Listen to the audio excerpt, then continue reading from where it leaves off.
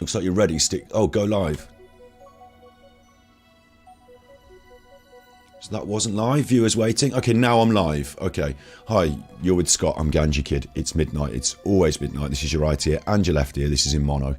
Sorry, I had a little... For the first few minutes there, this is the first time I've done a scheduled stream. So for the first few minutes there, I thought it was live, but it wasn't. I didn't realise that it required me to press an extra button. But here we are live on the internet. I'm Scott, I'm Ganji Kid, I'm Gravekipper. It's midnight, it's always midnight. I should have your chat on screen. Yeah, I've got your chat on my screen there. Uncontrolled Historian, hello. Uncontrolled Historian, message retracted. I didn't get to see what it was. It's been and gone already. Let me just... I had this all arranged and now I feel a little bit discombobulated because I thought it was running and it wasn't. Anyway, look. Hi. What we're doing today is, this is Martin Liedtke and his friend Zetetic Warrior, and I'm going to be exposing them. I'm going to be busting apart some really fucking horrible ideas, and I say it, really horrible. If you're into the flat earth movement, if you're into the anti-agenda or whatever, you know, I'm anti-capitalist, I'm anti... Like, I don't think our government system is right. Haven't done since all the ways when I was young, before the Twin Towers.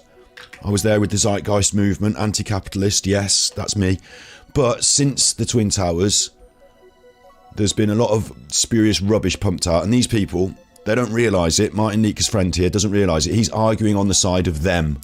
Them, the big them. He's on the side of the evangelical Christians. He doesn't realise it. He's pumping out their rubbish for them because he's confused. I'll explain it all to you today. Hello, Squirrel Sniper. I saw you in the live, Squirrel Sniper, and I couldn't talk to you because I was there undercover.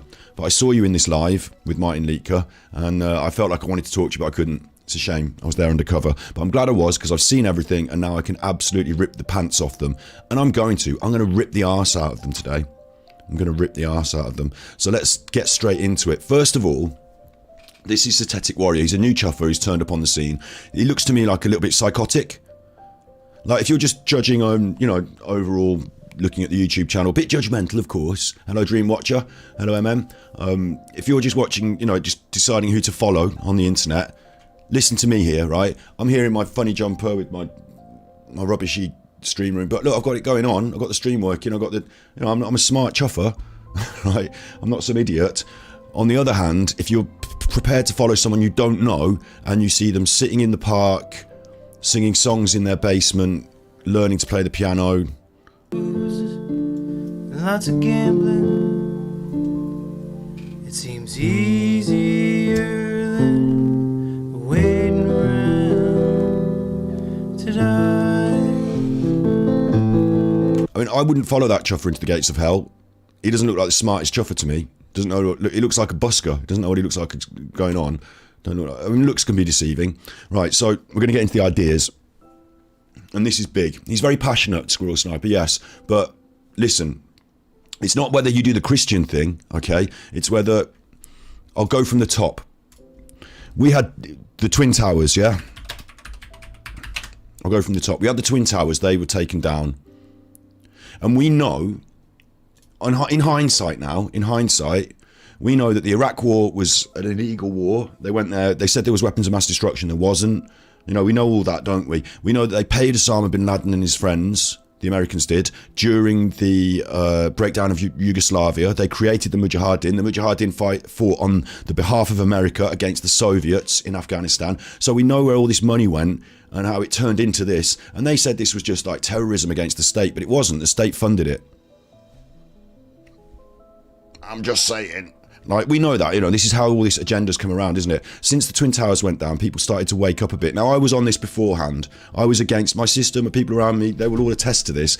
I was anti-capitalist, anti-globalist agenda. Not anti-globalist, I think we should use economies of scale. I don't want to get off track, okay? I don't want to get off track, but I was anti-capitalist agenda. I don't want all these rich people fucking me over with their taxes and their ideas. Fuck them, man. They've got it, awful, the stuff they do in the name of capitalism and money. Awful. Awful. So you know where I'm from, okay? You know where I'm from. But since then, we've got a lot more people getting interested in the movement, a lot more people getting interested in the ideas, and they're less interested in voting, aren't they? In America, since the Twin Towers, you've had what you call disenfranchising of the voters. And that means the people don't want to vote. They're anti-capitalist. Yeah, they're punking me. Yeah, okay. So, but you're on the same page. We're all on the same page here. This is why this movement goes on, isn't it? This is why Martin Liedtke's popular. We're anti-agenda. We're anti mainstream. We're not the mainstream. We don't want to follow Boris Johnson into the jaws of hell. That's not what we want to do, okay? So we're all on the same page, except we're not. I'm on the page of those that are enlightened and awake. I'm on the page of those that are understanding and forward-thinking. These people are being dragged back into the Stone Age by the very people that they think they're fighting against. He's working on behalf of Donald Trump. He's working on behalf of Donald Trump. I'll prove it. So you know this, QAnon, you're not supposed to say these words. They're afraid of saying them on the internet in case their videos get taken down. You know this QAnon movement, don't you? You've heard of that, yeah? You've heard of that. So in America, not England now, not France, not the rest of the world, just America, you've got this big group of people who don't want to vote. They don't want to vote Republican and they don't want to vote Democrat. What they want is to change the system, against the system, like us. Against the system, fight the power against the system, like us. They don't want, drain the swamp, they don't want all that. You know, they don't want that. How are you going to get them to vote for a Republican candidate? That's the swamp. The Republicans are the swamp. How are you going to get them to vote for someone who's going to not just engage in the system, but be the biggest chuffer in the system? How do you get them to get back in the system? How do you grab them by the hair and drag them back into the system that they're now against? Right? You feed them a load of bullshit. You give them all these conspiracy theories online because they're on 4chan. That's where they're looking for their ideas. These confused fools are on 4chan looking for ideas. They'll follow any idiot who can give them ideas. Donald Trump did. He used his money to pay for, sometimes people use money to pay for lobbying of the government, like the evangelical Christians do. In America, the evangelical Christians spend a lot of money lobbying the government. I'll show evidences, you know it, I know it, we all know it, yeah, but I can show evidences another time, you know, documentary footage and what have you. But what they did was they put a load of money into creating these conspiracy theories because that's where their voters are. Their voters stopped voting for them, didn't they? Didn't the people stop voting? Same with Boris Johnson. Boris Johnson and Nigel Farage recently didn't win votes off usual Conservative voters. They won them off the working man in the north of the country, didn't they? The working people, I should say, not patriarchal. But they won them off the working classes. It was the Red Wall that fell. That's how they won the power recently. That's how Brexit went through, by convincing the working classes to vote against their own interests. How would you do that? Well, you confuse them. You give them loads of conspiracy bullshit. It's no wonder it got posted on 4chan and not on WikiLeaks, because it was bullshit. But these people sucked it up. They ate it up. And now they preach it themselves. They voted for Trump. They all went in their droves and voted, didn't they? Now who's fighting the system? They went and voted for the system. Now who's fighting the system? They went to vote for Drain the Swamp. And what happened? Did they drain the swamp? Did they get rid of it? No. No. No, they didn't, did they? Did Donald Trump do what they asked? No. No, he didn't. No, he didn't. He beat Hillary to the punch, but he stole all the money instead of she. Like, it's obvious, isn't it? It's obvious. We intelligent people realise that this is a clouding of their vision. That all this conspiracy bullshit, and it goes further, it goes on to Joe Biden's a robot, and that Hillary Clinton is eating children's adrenochrome to stay alive. You know, all this shit, yeah? It goes into all this shit, doesn't it? You know it, I know it, we all know it. It goes dark and it goes fucking ridiculous. And if you want to say to me in chat, I believe that Hillary Clinton is a dead vampire lizard woman who's eating children's brains to stay alive, then you can say that if you want. But I think the majority of us don't think that. I mean, you tell me in chat, do you think there are lizard people eating people's brains to stay alive? Like, you know, do you think this adrenochrome Pizzagate thing is real? Or do you think this is all a load of bullshit? Like, you tell me in chat, you tell me, do you think this is real or do you think it's all a load of bullshit? Because it's quite important, that's the basis of it in a way. But I can tell you where it came from. It didn't exist before because these people were voting Republican with their racist ideas. They were voting Republican with their anti-immigration ideas. They were voting for that. But then they fell out of love with politics because it doesn't matter if you vote for your chosen party. They still fuck you over. Look what happened with Brexit. Like, you know, it doesn't matter if you think you're being clever. They're confusing you. With Brexit in the UK, the working man was convinced by Nigel Farage, who was a Tory, to vote for Tory ideas. Yeah, let's take back our borders, let's take back our control, so the Tories can fuck you harder and you've got no protection. They take off the rubber and now they're fucking you harder. Oh, and you voted for it, you idiots. Right? So there we go. There's okay, you don't know, but I think it's all a load of BS. Right. Anyway, that's what this is where we're starting with. We know this is the landscape, don't we? No one can argue with me that this is the political landscape of the disenfranchised. Not like from me, but from a lot of other people. You see, I'm getting a bit eggy today. I'm a bit agitated about this one because it's a big one, this is. Right, that's the background. And amongst that, we also know that I'll just prove it, I will. Just evangelical Christians lobbying. Let's put gay rights. The multi-million-dollar Christian group attacking gay rights. Alliance Defending Freedom reportedly got 55 million in donations in 2018 and has lawyers working worldwide against LGBTQ. So we've got in America, we've got a political system where the evangelical right wing are paying money, and we're talking millions and billions of dollars. We're talking 55 million. They're paying this money to attack gay rights worldwide. Yeah, like that's not a joke. That's not a conspiracy. That's a fact. Oh, it's reported in the media. There they are. They're holding the signs. They're in the court. They've paid the money to go to the court. Like. You know, it's not like this is fake news. There they are. The bloke who refused to make the wedding cake for the same-sex couple. All this stuff. You know it's true. You know it's true. Pro-life. Pro-life, yeah? You know that's true, don't you? Evangelical Christians, you know that's true. And they're putting the money in to change the system. And they're at the top of the system. They've got quite a lot of money. The church makes a bit. You know, all the rich white people, they're into that. So then on top of that, evangelical Christians paying money into the American system so that they can affect it. What do they believe? You know, evangelical. I won't even type it. We all know it. They believe in, right? What do the evangelical Christians believe in? They believe that gay people are wrong. They believe that the family is correct. They believe that evolution didn't happen. Evangelical is fundamental, Christian versus Islam. This is a Christian group. This is a Christian, like, we're not talking Western Islamic movements. There aren't enough people or money involved. In America, American evangelical Christian money.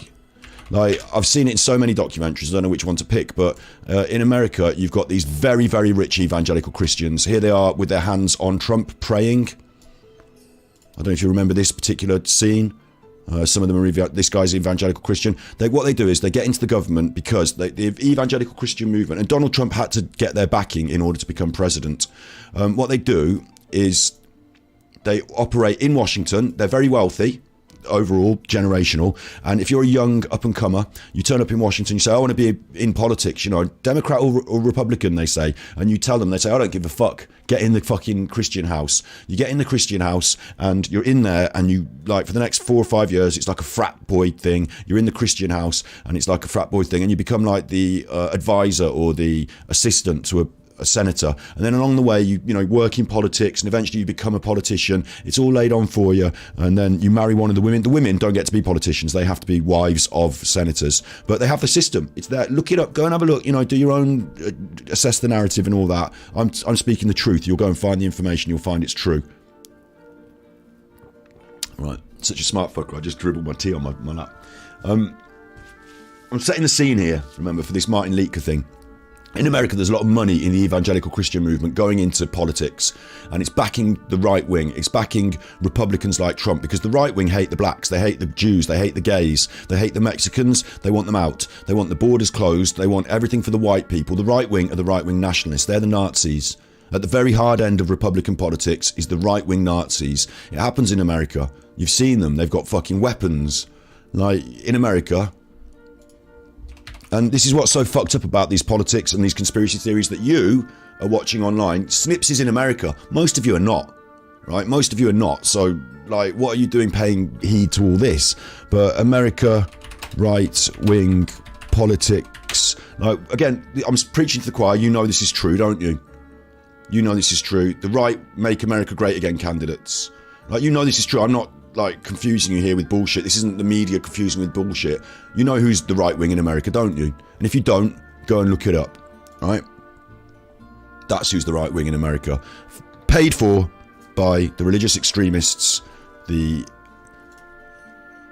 evangelical Christians. Okay, so that's the groundwork.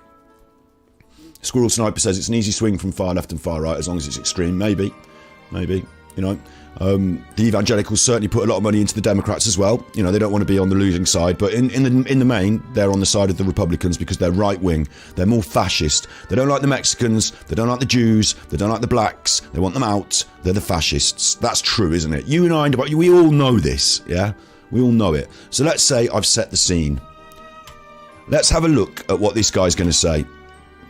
Before we go into Martin Liedtke's episode... Daniel, it's 5:55 in Because Martin's decided to get this guy on his show. So before Martin had him on his show, he had a look at what he was saying. So will we. So will we, my friends. So will we. Calm and relaxing music is trying to keep me calm, but, you know, do my best. So will we. Right, let's have a look at what he says about consciousness. Buddy. Right, bear in mind, this is a bloke who sat in the fucking park with, like, his tramp gloves on, wearing the same hat for weeks on end. I don't know why you'd follow this guy. I don't know why this looks appealing to you, but some people seem to find it appealing. Certainly not appealing to me on first impressions, and they do count. I mean, I'm not making the best first impression of my Christmas jumper, am I? Maybe, but I'm not asking you to follow me and my ideas into the jaws of hell. What I'm asking you to do is to make up your own mind through assessing the narrative, through questioning the narrative. I'm giving you a counterpoint. I'm giving you different information than they give you. I'm giving you background information, backing it up with real factual stuff that you can verify. I'm asking you to question the narrative. Make up your own mind about what this guy has to say. But I'll give you some points as well. I want to talk about the concept of consciousness. In particular, the concept that humans have consciousness. We hear that often, that humans have consciousness. Do you hear that often? You might do, if you're conscious. What's the definition? Conscious.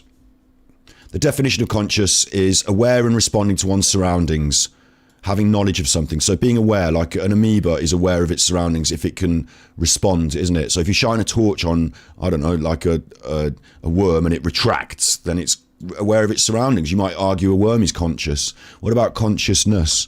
Because we could argue these things. I mean, that's a vegan argument, isn't it? But we could argue these things. But consciousness, the state of being aware of and responsive to one's surroundings, a person's awareness or perception of something. And it's really simple, isn't it? Because we don't need to get complex. It's not about whether I'm part of the universal consciousness and we're all one jelly being or anything. It's whether I can understand the world through my own eyes. It's whether I can talk back to you. It's whether we can interact. You know, consciousness. It's a very simple and basic biological idea or sociological or maybe philosophical idea. You know, we can get deep on it. But there's a definition for you from the dictionary. Being aware and perceiving and being able to respond to your surroundings. It's hard to know if you're conscious and I'm not, or if I'm not and you are. It's hard to know, isn't it? I can't see in your head. We just generally assume because we're both educated mammals and I see what you're doing. It's very much like what I do. You're probably conscious. So is my dog. You know, going into vegan arguments now, but okay, I'm glad we defined that. Well, let's think about it. When we talk about the concept of consciousness... Wait, let's think about it. Are you not going to show me any evidences, any ideas? You're not going to show me any, like, research? You're just going to... Some bloke in the park is thinking about it. All right, I'm glad I've got you and your fucking super brain to think about it for me. I'm glad that every other human that went before you, the philosophers, the biologists, you know, I'm glad they didn't bother to think about it and you have, because you're going to fix it for me. The biologists, the philosophers, they're not as smart as you, sitting in the park with your gloves on. They're not as clever as you, are they? Sitting on the path. They're like, what are you on about? Why should I follow this guy? Where have you got your ideas from, smarty pants? Having a mental breakdown. We should understand that all conceptions are rooted in consciousness. All conceptions, I don't know what you're going to say, but our conceptions, right?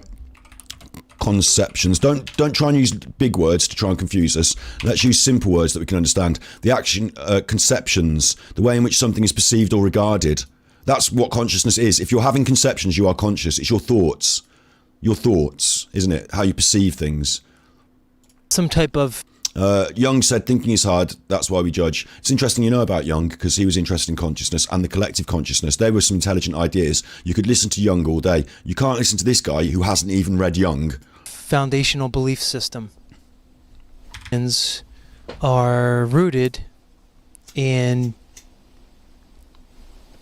some type of foundational belief system. Our ideas are rooted in our beliefs. Are they? They might not be. They might just be ideas that are rooted in our perceptions. That's what consciousness is. You don't have to have beliefs to inform your consciousness. You can just have perceptions. That's how we form our beliefs. So you've got that back to front, you idiot. Well, let's examine the typical foundation that most people have. The typical foundation that you and I both have is that we can see the world and we can understand it. You can smell things, you can taste things, you can pick them up. You can read books, you can follow other people's knowledge from start to finish and build upon it. That's the foundation that we have. Concerning their reality. We're taught that we live in an ever-expanding universe. Some of us are taught that we're living in an ever-expanding universe. Not everyone. It's not like you sit children down and say, right, the world's expanding, get that in your head. Like, it's a concept in physics that we go on at the moment, and it's one that until we test and verify, it's the best guess. We'll call it the best guess. Even top physicists would say. And yeah, Squirrel Sniper, he was doing very bad language. Wait till we get to what he says on this. I'm going to fucking go nuts when he gets to this. He goes onto the gays and he starts spreading right-wing racist, he starts spreading Nazi propaganda from back in the Nazi days because he's so idiot that he hasn't learned the lessons of the history. We'll get onto it. With infinite galaxies. That was initiated at some point billions and billions of years ago by a so-called Big Bang. Okay, so the Big Bang Theory, that's the best theory we've got at the moment. Okay. Millions of galaxies, yeah. We can see them. You can see all the stars. Or also you can see them now with your eyes. Thought that at some point, billions of years ago, along this proposed timeline, that our solar system was formed around our sun. Mm-hmm. And that... Again, you can see that with your eyes because when you look out in the sky, you can verify. I mean, we're not doing flat Earth now. Argue about those things if you want, but some people use astronomy to verify our position in space and all that, yeah. A planet Earth emerged with... It didn't emerge. With the suitable components for life. It didn't necessarily have the suitable components for life. It's now thought that an asteroid or two hit us and brought some of those components from exterior. But, in general, okay. In atmosphere. Atmosphere developed over time. Water. Water came to us possibly on a comet, but okay. Etc. Etc. Okay, so you don't know any of the other things that are required for life. You're running out of ideas. Why should I listen to you, you idiot? You're sat on some of it. Soil. Which we all know wasn't there initially, had to develop over time. We're then further taught that through some type of cosmic chance, right, potentially an electrical phenomenon. Potentially an electrical phenomenon. Actually, what we are taught is it's the transference of heat, that there were heat vents. When we're not taught this, again, we're not taught this. You can find it out if you want to find it out, but you're not necessarily, like, no school sits you down and teaches you about the gradient of energy, heat vents deep under the ocean, and how the earliest, simplest cells were able to take advantage of that transference of energy. That through a process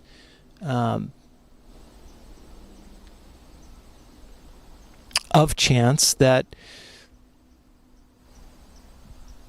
the first amino acid chains God, get your fucking words out, mate. Start to link together into what we call protein. And that's not what happened. It wasn't through chance all of a sudden there were protein chains. You've got that totally wrong. No one is saying that. No one is saying that. At some point, these protein structures evolved into a single-celled organism. No. How can protein structures form into a single cell? You're talking about single cells forming into protein structures. You've got it backwards. Like, see how dumb this guy is? Sometimes called an amoeba. And that through another... He's on acid. I mean, he might be, mightn't he? I'm certainly smoking weed. Most of us alternative people are expanding our mind in other ways, and it fucks with your head. You have to get some distance from that. It's been a good, 20 years since I took acid. 20 years since I did any mushrooms or hallucinogenics. I did my trips, I had my space time, you know, but I'm not fucking fucked in the head now. I'm not like on a come down going, oh, what's going on? And also, Uncontrolled Historian, it's interesting. You rarely watch anyone now, just me, Neil, Oliver, and Gordon Ramsay and Ewa. I'm hoping that people who watch this will abandon Martin when I expose him for the idiot that he is. I'm hoping that. I don't know why my calm, relaxing music has stopped.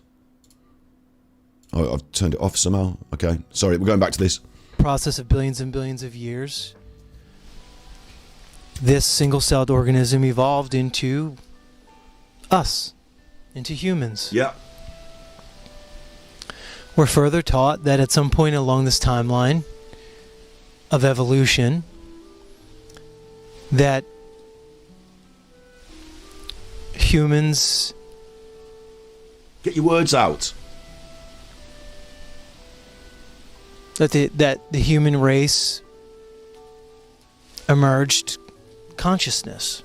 No, that's not what happened. What are you saying? So we're taught that along this evolutionary timeline, at some point the human race evolved consciousness. No. Like, is this guy dumb? If you're watching this, like, you're out there, you're being open-minded, yeah? I'm asking you to be open-minded. Question the narrative. I want you to question the narrative. Question this narrative. At some point along the evolutionary timeline, humans evolved consciousness. So we were here as a human race, a load of people were on the earth, none of whom had consciousness. They were unconscious. What's it like when you're unconscious? You've been unconscious last night when you were asleep. You've been unconscious if you have been knocked out. We'd be lying there, just fucking lying around, not doing anything. If you are absent of consciousness, it'd basically be a race of vegetable people, and we'd just be lying around, just being like we might even be able to act. We might even be able to act without consciousness. We might. Like some sort of mindless robotic race. And then at some point we evolved consciousness and we started to think, like, oh my God, what am I doing here without any clothes on, wandering around in the woods? I'd better get myself a hat and some glasses. Get fucked, mate. You're an idiot. That's not what happened. Not even anyone thinks that. No one thinks that. Thus the expression, we have consciousness. What? Is that where the expression came from? The expression, we have consciousness. That's not even an expression. We have conscious... I can't even spell it, conscious. But thankfully Google will do it for me. We have consciousness. Like, that isn't an expression, is it?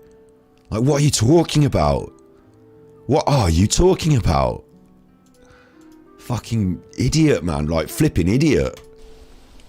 Well... Let me present a different story. Let's have a different story. Okay. So instead of we evolved, there was a big bang, and then we were there as jelly people with no consciousness, and as humans we evolved consciousness. Let's have a different story. Let's see what this guy who wants to lead you as a thought leader, a Zetetic Warrior, let's see what he thinks. What if instead of an ever-expanding universe... Right. With infinite galaxies that was created by a big bang. What if instead of that, the world we see was simply created, just as we see it? Right, just simply created, just as we see it. Where would that idea come from? Let's have a look. Creationist, we could call it, if simply created, couldn't we?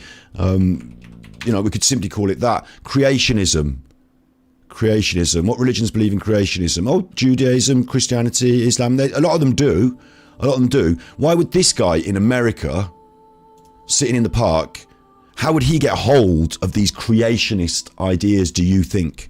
Being a reasonable person now, being a bit of an investigator yourself, being a bit of open-minded, question the narrative. Where does Mr. Dummy Dumb America, Mr. Not That Smart America, Mr. sitting in his basement playing his piano, I ain't got 2 pennies to fucking rub together, piano player in America. Where does he get his ideas from in America, do you think? Like, I wonder if it's the creationists that are paying for all that lobbying. I wonder if it's the creationists. I wonder if we're talking about creationist, maybe, I don't know, evangelical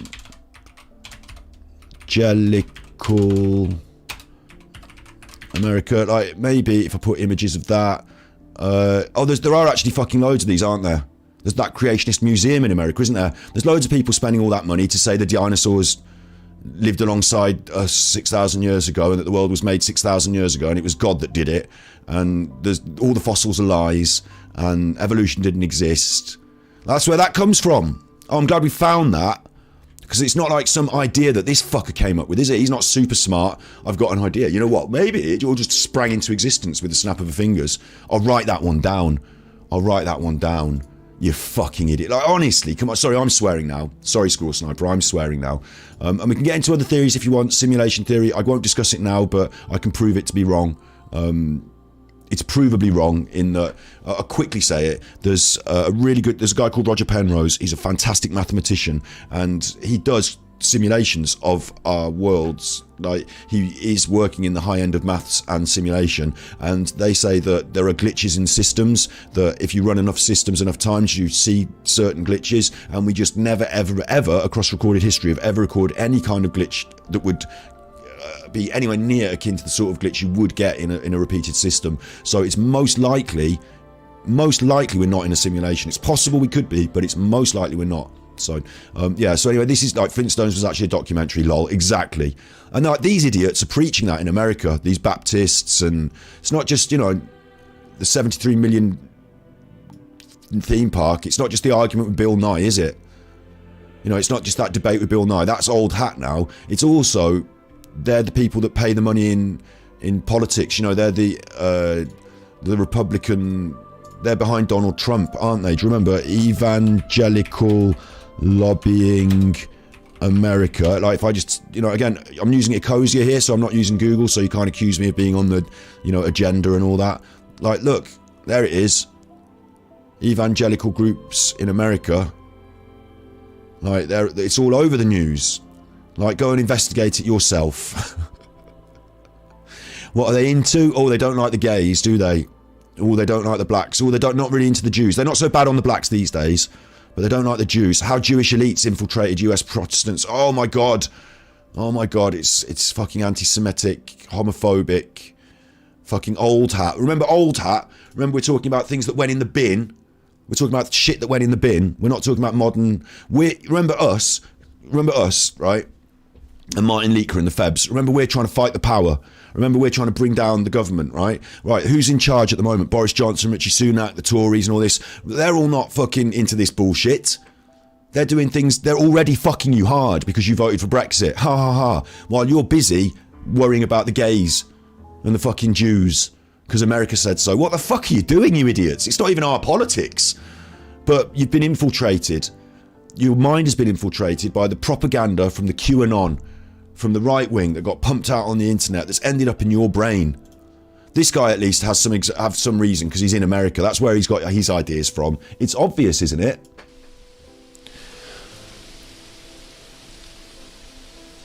What if, instead of evolving over the course of billions of years from a single-celled amoeba, what if instead of that humans were created get to fuck just as we are just as we are today? Yeah, well, then we wouldn't have the fossil record, we wouldn't have like all that evidence of evolution, we wouldn't have all that DNA evidence across the world. Like, you can dig up old dead people around the world and you can trace their DNA evidence. You might not believe in DNA, you know, it might be a conspiracy, but on the other side of the coin, you know, back in the real world, like, that's how we're making like the vaccines that people were saying was a conspiracy bad thing. They said that was RNA and it's bad and it's juju and it's going in you. If that's bad, and I remember I'm saying the words, I'll get banned on YouTube, but if that's bad, then there is DNA, isn't there? There is, because they're using it in the bad injections. It's RNA. It works in that way. So you can't have both. So either one or the other. But, right, he's saying, what if it was just snap your fingers and there you are? Well, it's obviously not that, isn't it? Anyone in chat here, does anyone in chat actually believe that we were created overnight by the snap of the fingers, and that all the evidence, the biological and scientific evidence that to the contrary, you know, the DNA, the fact you look like your ancestors, the fact you've got written records, oh, it was all fake history? Does anyone really believe it was all bollocks? You know, you're having your chat about, please don't argue too much with each other in chat about anything specific, because if you want me to do an episode about the pyramids, I will do. You know, we can look at what we do and don't know if you want. This isn't that episode though. Do you know what I mean? This isn't that episode. I want you to focus in on what this guy is doing in your, because some of you are from that community, Squirrel Sniper particularly, you were there in this episode, weren't you? So we're going to watch this episode. We were both in there. You're in there, like, you know it's happening, right? You know it's happening. So you don't know the answers. That's fine. I mean, you don't have to know. It's whether you would choose to follow this guy, who is one of the few people in the world saying that we were just planted here, dropped on the earth, but it was made magic. We were created in the same way. He's on the same side as all these fuckers, the evangelical Christians. He is, because he's saying the same things as them. He's saying their ideas. Where's he got their ideas? They've pumped them into his head through money in America, through lobbying, through conspiracy. Joe Biden's a robot and Hillary Clinton's eating the children. And, you know, I talk about that homeschooler who's into all this bullshit. Like, it's this evangelical Christian group who say that the Jews are bad, and it's them doing it. That's where the ideas have come from. I've spotted it. I've questioned the narrative, and I've found the answers, haven't I? I've found the answers. I've questioned the narrative, and I've found the answers.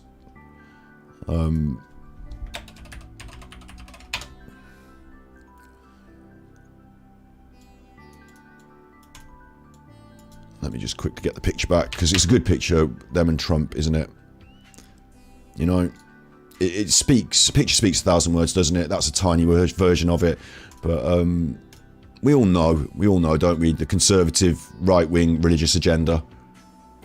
Like, come on, if you're into all this anti-capitalist stuff, if you're into all this anti-agenda stuff, if you're into all this, you know, what's going on there? Don't tell me that's not a load of fucking... You know, don't talk to me about the fake Jews behind closed doors. There's real people. They're not Jews. They're white Americans. Some of them are black. They're evangelical Christians. Don't talk to me about some fake Zionist agenda. They're all there with their hands on him doing the prayers. They put him in power. He actually was the president. It's happening in front of your eyes. It's happening in the UK with Nigel Farage and Boris Johnson, who's now had to go. But, you know, we've got the next best one. Jeremy Hunt still got his hands on the purse. You know, they're ripping our economies to pieces and stealing all the money for themselves while they're laughing at you. That's what's really happening. But we're worried about what American right-wing agenda... Why? Because they've got more money in the right-wing agenda in America. So the ideas permeate out into the rest of our society. This guy has taken them on board as if they're his clever ideas that he thought up himself, because he's a fucking clown. What if we were just planted here? Well, when we look at it from that perspective,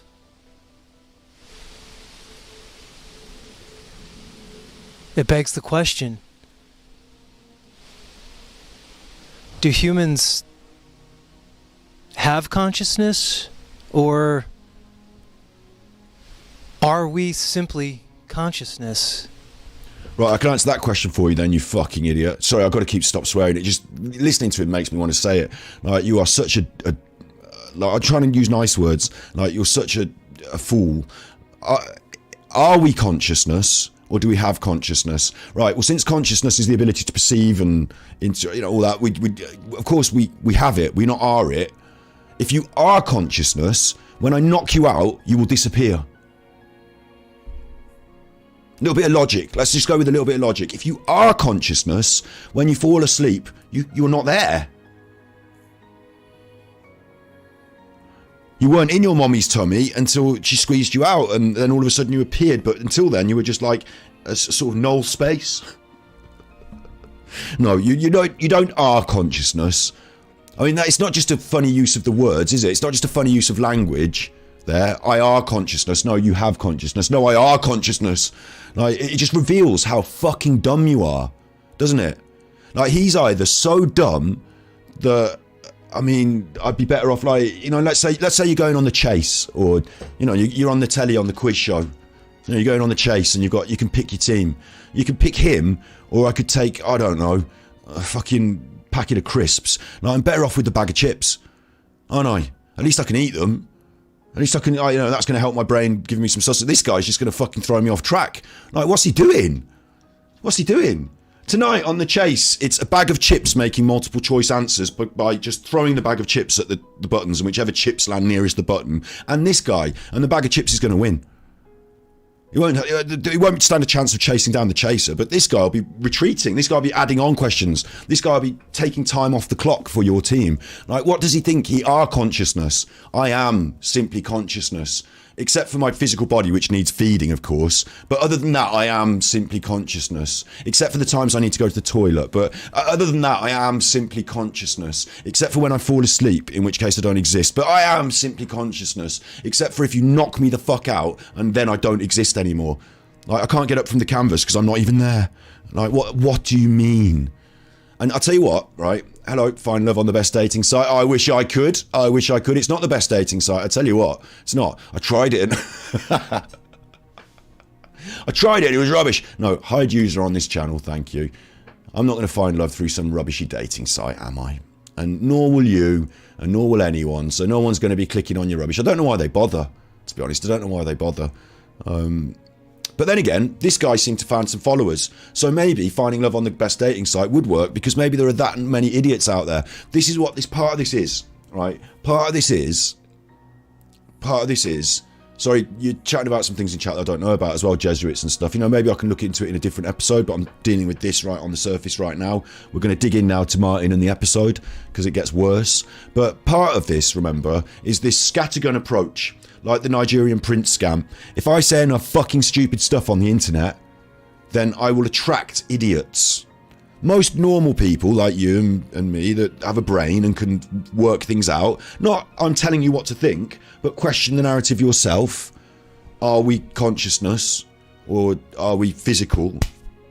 Manifest actually here. Right? If you can work it out for yourself, right? Then this guy doesn't need you. You're no good to him. You're a proper thinker. You've got a brain. He can't confuse you. The best thing for a cult leader or a, you know, like trying to sell your books online, Martin. If I just go here, like what's Martin up to? Sorry, wrong button there. You have all those things. What's Martin up to here? If I scroll down here, send him some money on PayPal here. Send him some money on Patreon. Go fund him a boat. Buy his books. Buy hemp products. You know, if you're selling people shit, rubbish really, because there's nothing in that, is there? Buy me a boat, buy my book. He's got nothing to sell really. He's got nothing to value to offer you.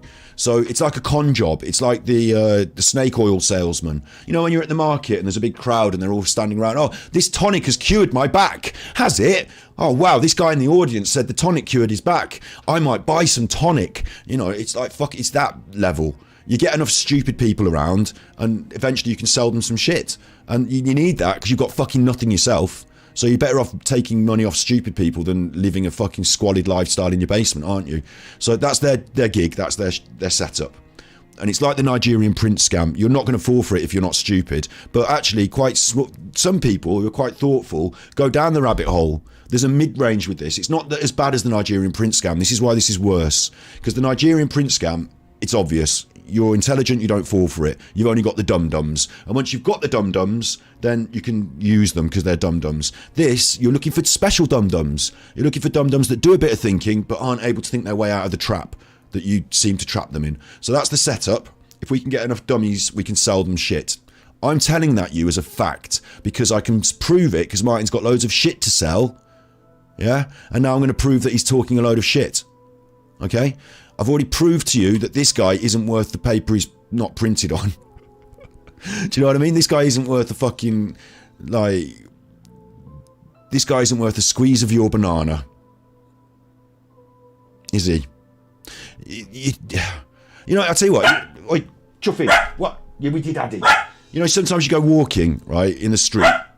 Sometimes you go walking in the street and you might tread on chewing gum or something that someone's discarded and it gets stuck to your shoe and you think, oh, for fuck's sake. Like, bear in mind, next time you do that, you think that's a win compared to discovering this guy. At least you can scrape that off your shoe and put it in your mouth and get some use out of it. This guy's worth nothing to you. He's the opposite. He's going to try and lead you down a dark path and leave you there, sell you a book.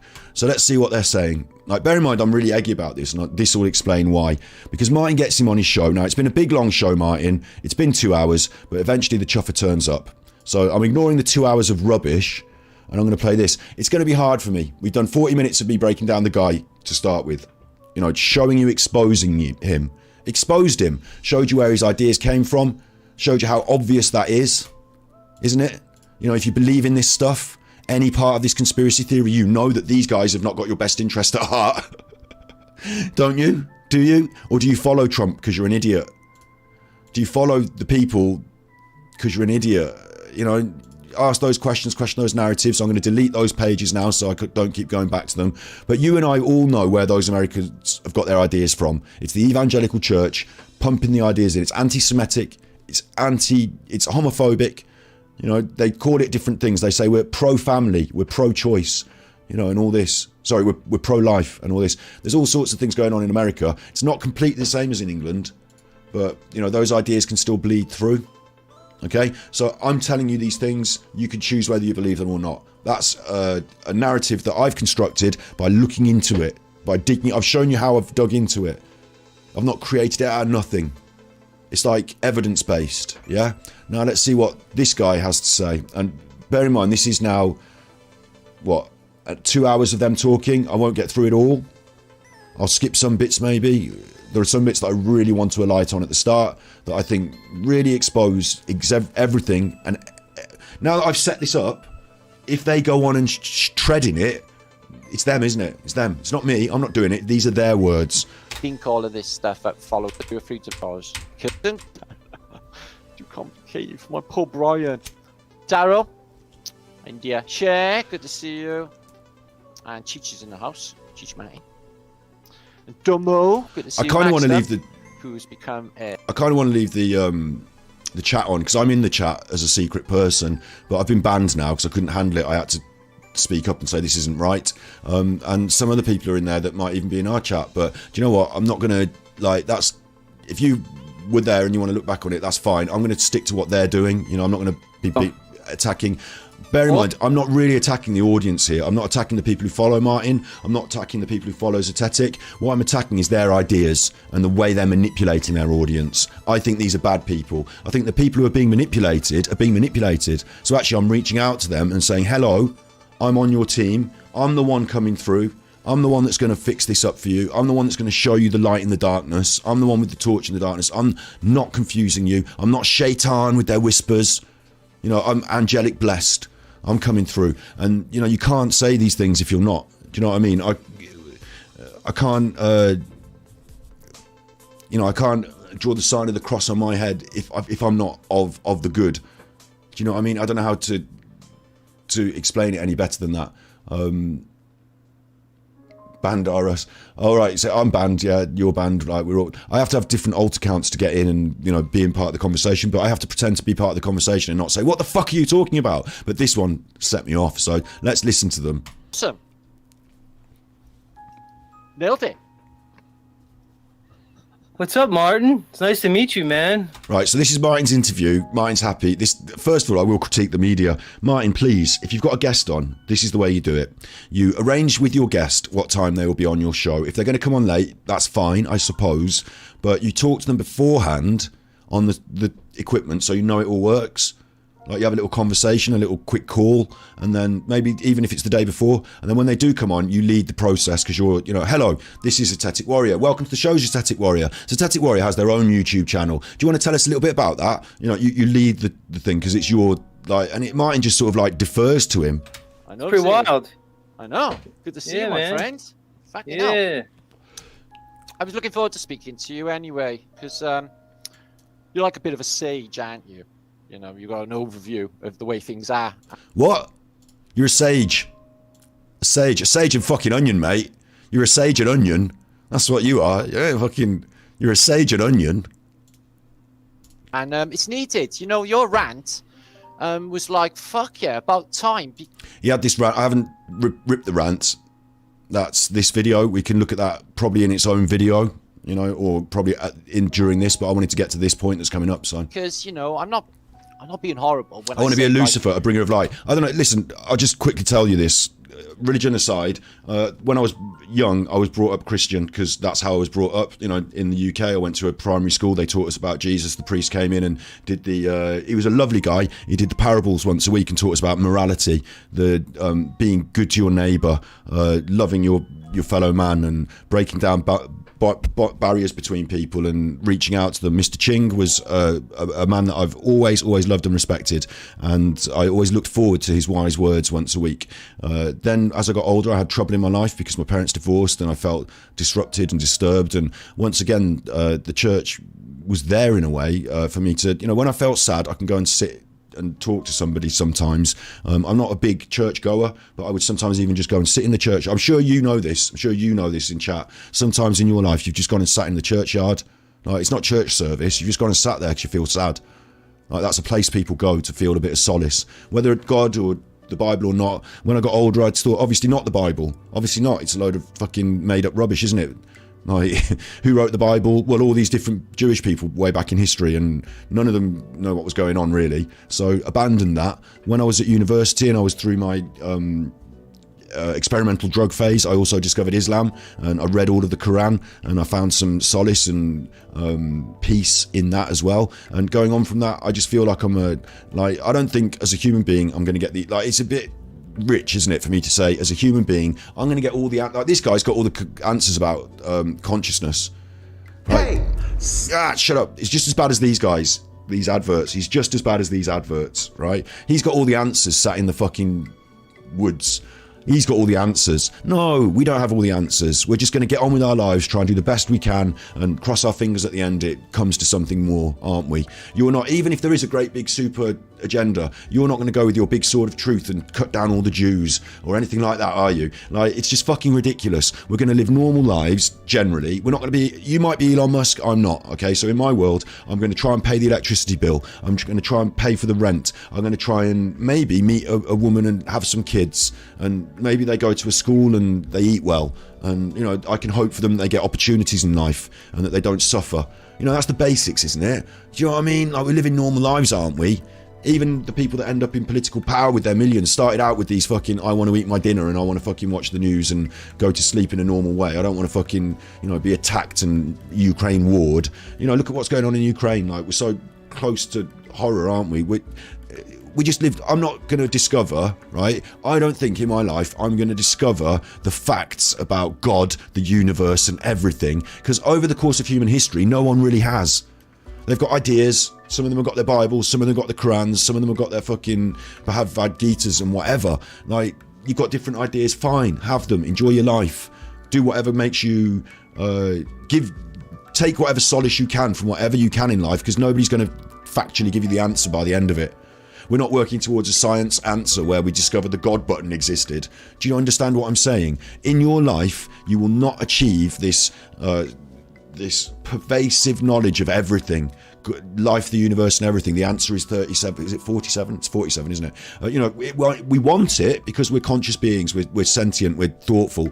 But really, we don't get it. Most of us have to go to our graves, with a bit of hope, a bit of love, hopefully our family around us. That's the bottom line. And don't worry about Antiquitech and all that now, because we're not going to. That's a different episode. But even if that's the case, I would say, right, get this, even if that's the case, it's very unlikely that during our lifetimes, even if you discover some aspect of it, like one human is not going to discover the entire ancient history of Antiquitech, are they? Like, in every aspect of everything, even if you're a physicist, they go to their graves thinking, well, I wonder what's the next step with the Higgs boson particle. I wonder if we're going to really discover the secrets of gravity, and or you might not believe in that or whatever, but no one is expected to. Remember that. No one is expected to know everything.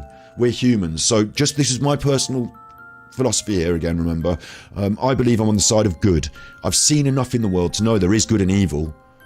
I can see the basics. I'm not expected to know the higher power shit, but I can, I'm not Alfred Einstein. I love that joke. I'm not that smart, am I? I'm not Alfred Einstein.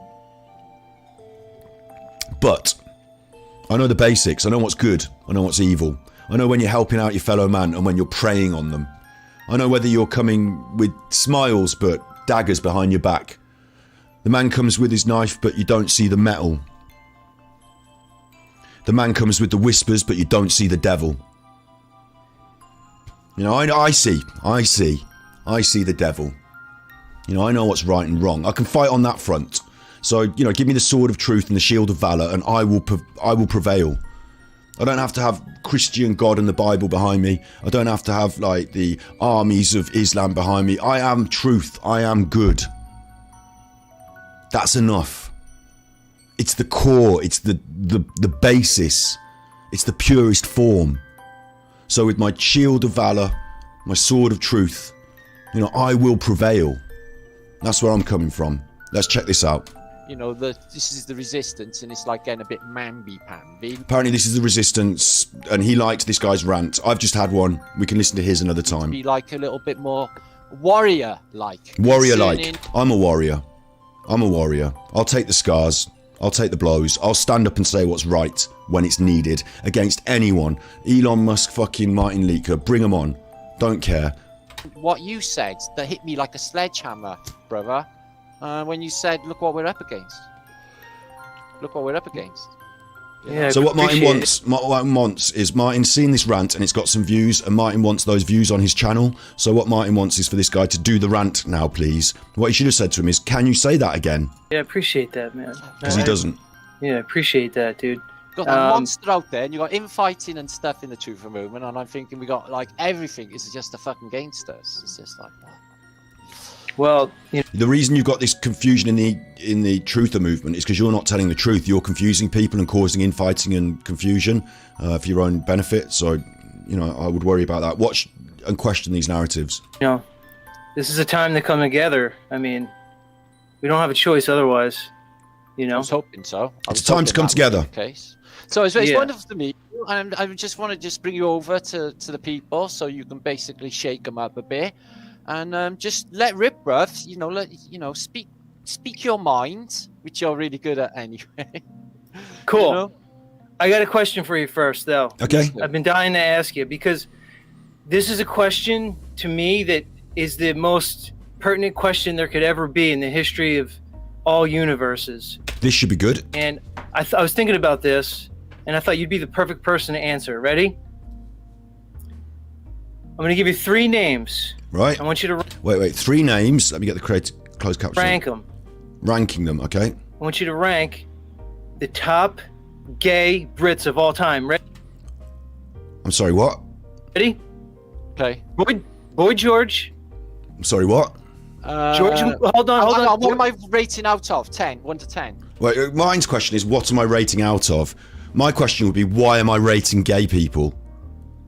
The top gay people from Britain of all time. Why am I rating the top? In what context is this being brought to the anti-capitalist truther movement? I assume it's anti-capitalist. It used to be in my day. It used to be as simple as capitalism, socialism. You know, fight the power, fight the government, take them down, dismantle them. In their place, put something that works for the people. Stop them stealing from us and start them sharing it with us. Yeah, that was the general gist. These days, like, you know, because capitalism does work against your interest, doesn't it? Yes, you didn't understand Squirrel Sniper. You didn't. I'll explain it for you. I'll explain it for you. Very straightforward. Right at the top, a big headline. I'll explain it. This is homophobia. Where does it come from? Again, I deleted the pictures, but the evangelical Christian America. What did I call it? Lobby homophobia. Right? So they promote homophobia, the evangelical Christians, remember? Like, we sort of saw this, didn't we? Like, it's all over. It's not just the news. They've exported it to Africa. They're big around the world, remember? It's not just the, you know, one news outlet. It's all sorts of different things. Like, we know that it's not Christian, is it? To be sodomizing each other and, you know, gay marriage. They're against it. We know that, yeah? We know that. Like, you can find that out for yourself if you want to dig and question that narrative. Homophobia comes from the evangelical Christian American lobby. We know it does. Yeah, like we just know it does, don't we? Like, same people who don't want people to have abortions, same people who don't want any Mexicans in the country and all that. I'm not going to go over that any further. We know it does. And we know where he's got his ideas from, remember? Because we saw them exampled here. The evangelical Christian lobbying that filters through spurious websites. And, you think you're finding out a conspiracy theory online, but actually you're talking to somebody who's working for the American evangelical lobbyists who operate online. And you're confused and you're an idiot, so you've bought into it. So this guy, Zetetic Warrior might not be religious. He might not be preaching the biblical narrative, but the ideas from those people have entered into his brain and become his ideas, haven't they? And the reason that they have is because these people are spending money, like advertising. Lobbying is like advertising. They're promoting these ideas. It's a political conflict in America, so we don't have these ideas promoted to us as much on our Facebook, but they do. There are fake accounts, there are fake bots, there are fake comments, there are fake news articles. We know it, and they promote these ideas because people vote for people like Trump in the end. Yeah, so he's on their side in a way. He just doesn't realise he's confused. Why does he dislike the gays? Why is a gay agenda something that he's got a problem with? Why is he homophobic? And where does that go? And then you've got to ask these questions as well. What does that lead to? Because, like, when we talk about Nazism, when we're talking about this, that's what Hitler was doing. That's how that worked. Is he isolated social groups, gay people, Jewish people, and said that our problems in society are based on them and their evils and their claws around the world. The Jews specifically he was against, wasn't he? And so these same ideas of fascism, Nazism, the rise of it, first of all, it started with nationalism, with being interested in German interests, not the other people's interests, and then it led on to these other things. So what actually is happening is that they've forgotten what happened in history, and they're promoting it again and doing it again, and this guy's bought into it. He is potentially a nouveau Hitler, if you will, because if he continues down this road, he could end up at the same place with the same ideas and the same ideals. He doesn't realise it yet because he's ignorant, but that's what's happening, okay? So, like, are you talking about different gay people in chat? I mean, the irony here is that gay people are just people, so it's like saying name the best cricketer, or name the best it's not like that actually, because it's not based on, like, it's who you are when you're born. It's just you be people. And they're British people. They're not gay British people. They're just British people. But, like, do you get it? Like, rank the best gay British people. He's like, what? You're now discriminating against them because they're gay? Like, you're putting them in this special box of being, like, it's not the, like, cricket. Again, I made a really bad example. Cricketer is something you choose to do. You take up the sport. You practice it. So that's your choice. Like, being gay is just how you're born. It's like saying, okay, it's different. It's like saying, rank the best redheads in Britain. Rank the best ginger people, or the worst. I don't know if he's best or worst, he's saying, but rank the ginger people. Why? What purpose does that serve? He is defining an out-group. And I tell you what, the conspiracy goes even further, doesn't it? The conspiracy, right? Conspiracy would say that you've got, like,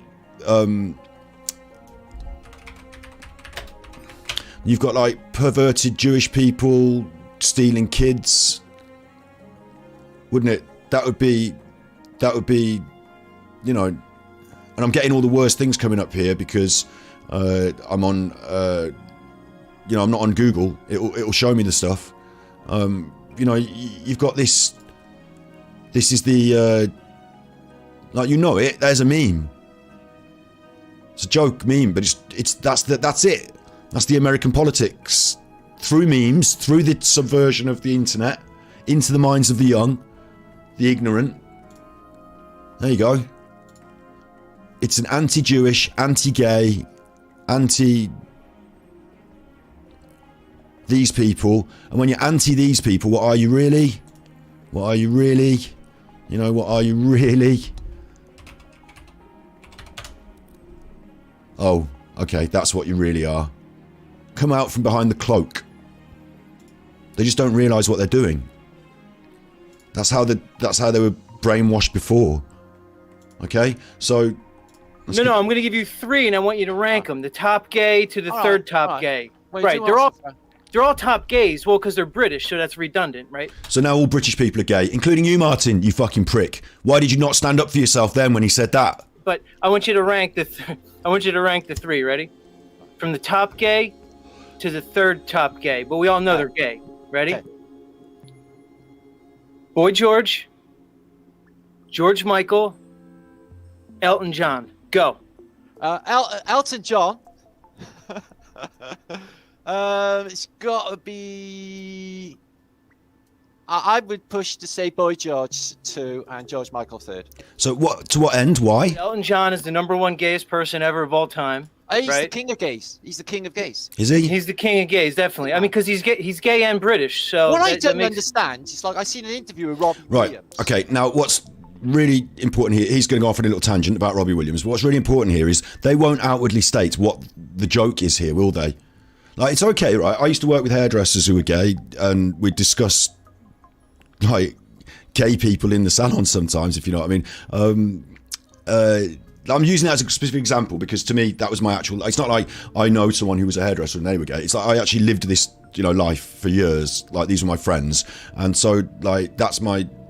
Like, I know people out everywhere that are gay. Like, it's not just the hairdressers, but so that was I didn't want to be creating a stereotype there of any, but this was my actual life. So in that position, I could actually say to them, go on then, rank the top gays, and like we could have a laugh about it. It's about context. Like, they would know I'm not being like conspiracy agenda. Like, I'm asking them like who their favourite, celebrity gay people are. Like, it's okay to speak these words, but what they won't do is they won't stand up, these two, and say why they're speaking them, why they're laughing about them, why it's homophobic, where the ideas are coming from. I've explained it to you. They won't. They're scared to speak their truth on their YouTube sites, aren't they? Yeah? Susan Lee says you should leave the gay people alone, but yes, Boy George is gay. In this context, Boy George is British, and it's weird that this guy's asking us to it's just like I've said, I think it's because he's got an anti-gay agenda, and I think that anti-gay agenda comes from the evangelical Christian group that has infected his mind, and that he's actually a wannabe Nazi, really, that he just doesn't realise it, or maybe he does realise it, I don't know, but he's certainly not the sort of person you should be listening to, and you shouldn't be engaging in this homophobia on your truther, helping people come together. Like, he started off by saying we need to come together, and now he's attacking gay people. He's not attacking them, he's isolating them as an outgroup and laughing about it without being brave enough to say what he thinks. You know Robbie Williams is, don't you? Take that. Yeah? No, who's that? Who's Robbie Williams is like famous as fuck in Britain. He's like from a band called Take That, a solo career. True, we all know that. But he was apparently, he's like on drugs. He's had a couple of mushrooms and he's knocked Elton John's door. What? So now Martin Liedtke knows the goings-on of the rich and famous. Martin Liedtke knows what Robbie Williams has been doing at Elton John's house. And Elton John's locked him in a bedroom. Okay, he said he's woke up early in the morning and he's like him and his husband died walking into the room with a load of doctors, and they had him sectioned. So Elton John had Robbie Williams sectioned. Now, it could be that that's true, or it could be it's not, or irrelevant. What I want to ask you to question the narrative is, why is Martin saying that? Where has he got his ideas from? He certainly hasn't been around Elton John's house, has he? So he doesn't know. He's got his ideas from the tabloid mainstream media, hasn't he? Let me see. Should we just Google Elton John locks up Robbie Williams? I haven't done this before. This is new. Look, you can see it's not coming up on my Google typer. Elton John locks up Robbie Williams. Let's see if it comes up. All right, the Jonathan Ross show. Robbie's telling the story. So Martin Liedtke is believing what Jonathan Ross tells him on the mainstream media news. What Robbie Williams and Jonathan Ross tell him. It's in the hits.co.news. It's in the Daily Mail, look. It must be true then. Mustn't it? Because Martin Liedtke is saying it's true. Where does Martin Liedtke get his ideas from? And what's that? So, Squirrel Sniper, I think you're probably a really good barometer here. Everyone else in chat, if you're a Martin Liedtke fan or, or not, like, tell me here. Are the Martin Liedtke crowd, is the Flat Earth British crowd in with the Daily Mail? Robbie Williams is a big conspiracy theorist, okay, but what about the Daily Mail? Are they trustworthy? Is this good media? Are they trustworthy? Do you think is Jonathan Ross and the BBC, are they the anti? Are we talking about the alternative agenda here? Jonathan Ross, the mainstream media, BBC, the Mail Online. It seems like this is reported in the mainstream media, and they're the opposite side of the way. It seems to me, anyway, right, that's the opposite team, and that you shouldn't be believing the shit you read here and reporting it back on your platform if you're a truther. And if you don't dig deep enough, you might just be confused by people like Martin Liedtke. You don't, yeah, Squirrel Sniper doesn't believe that shit, but Martin Liedtke does. So this is the type of person he is. He's like, oh, you called to my house and we're caring for you because we're really lovey. And they literally sectioned him. He was like locked up for he's like, I got big business stuff to get. You've got to let me out. And they're like, no, you stay here. So just literally hijacked his life, stuck him in a... I was like, when I was listening to that, I was like, this is the kind of pull he has. And with royalty as well. George, now with the royalty, of course, the idea that the royalty are lizards that eat people came from David Icke, who himself had a cocaine breakdown. You're not probably allowed to say cocaine breakdown, maybe. That's my opinion. But, he was definitely having a breakdown because his wife was leaving him. He lost his job as a footballer because of an injury. Everything was collapsing around him. And he said he was in a hotel room one night. And we all know what goes on in hotel rooms one night, don't we? With the old bag. And he was in the hotel room one night. And then he had an epiphany and decided that he was the son of God and that he was the Godhead himself. And that the royals were lizard people who were eating people's organs to survive. And that all happened. So, yeah, the royals now, again... The royals, it's not that, Prince William and whatever, you can see it in action, was born into a system of having no choice, went to a normal school and university in the UK and then just lived a privileged life, It's that he's got his fingers in the pies around the world with all the Jews eating the adrenochrome and keeping the Queen died, obviously, but apparently she didn't die. Maybe she had her brain took out and put in little Elizabeth II, the third, maybe she's Prince George, whatever. So this is the level of it now. George Michael, not so much. He was again, I'm not talking about Robbie. I don't know about, nor do I care about what's going on with Robbie Williams. If we want to talk about this mainstream agenda and the media thing, right? This is there to confuse you and distract you, when you should actually be worried not so much about what Robbie Williams was doing, but what Richie Sunak is doing right now.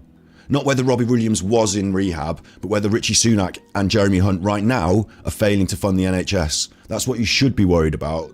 So I think this is all part of a conspiracy to just confuse you, so you're not able to be politically motivated or active in the effective ways. And even if you don't want to vote Labour, maybe we should all get together and fucking protest in the street against this bullshit.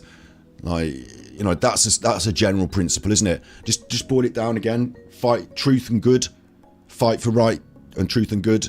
No clever pretense here. Let's boil it down to the most basic thing. When Liz Truss and Richie Sunak and all that was going on, should we have been out in the street protesting? Yes. Have we put up with a load of bullshit? Yes. That's all. I'm not trying to make you fight on some... I'm not trying to make you buy my book. I'm just telling you, straight lines in society. If you've got to eat tomorrow, how much is your electric bill?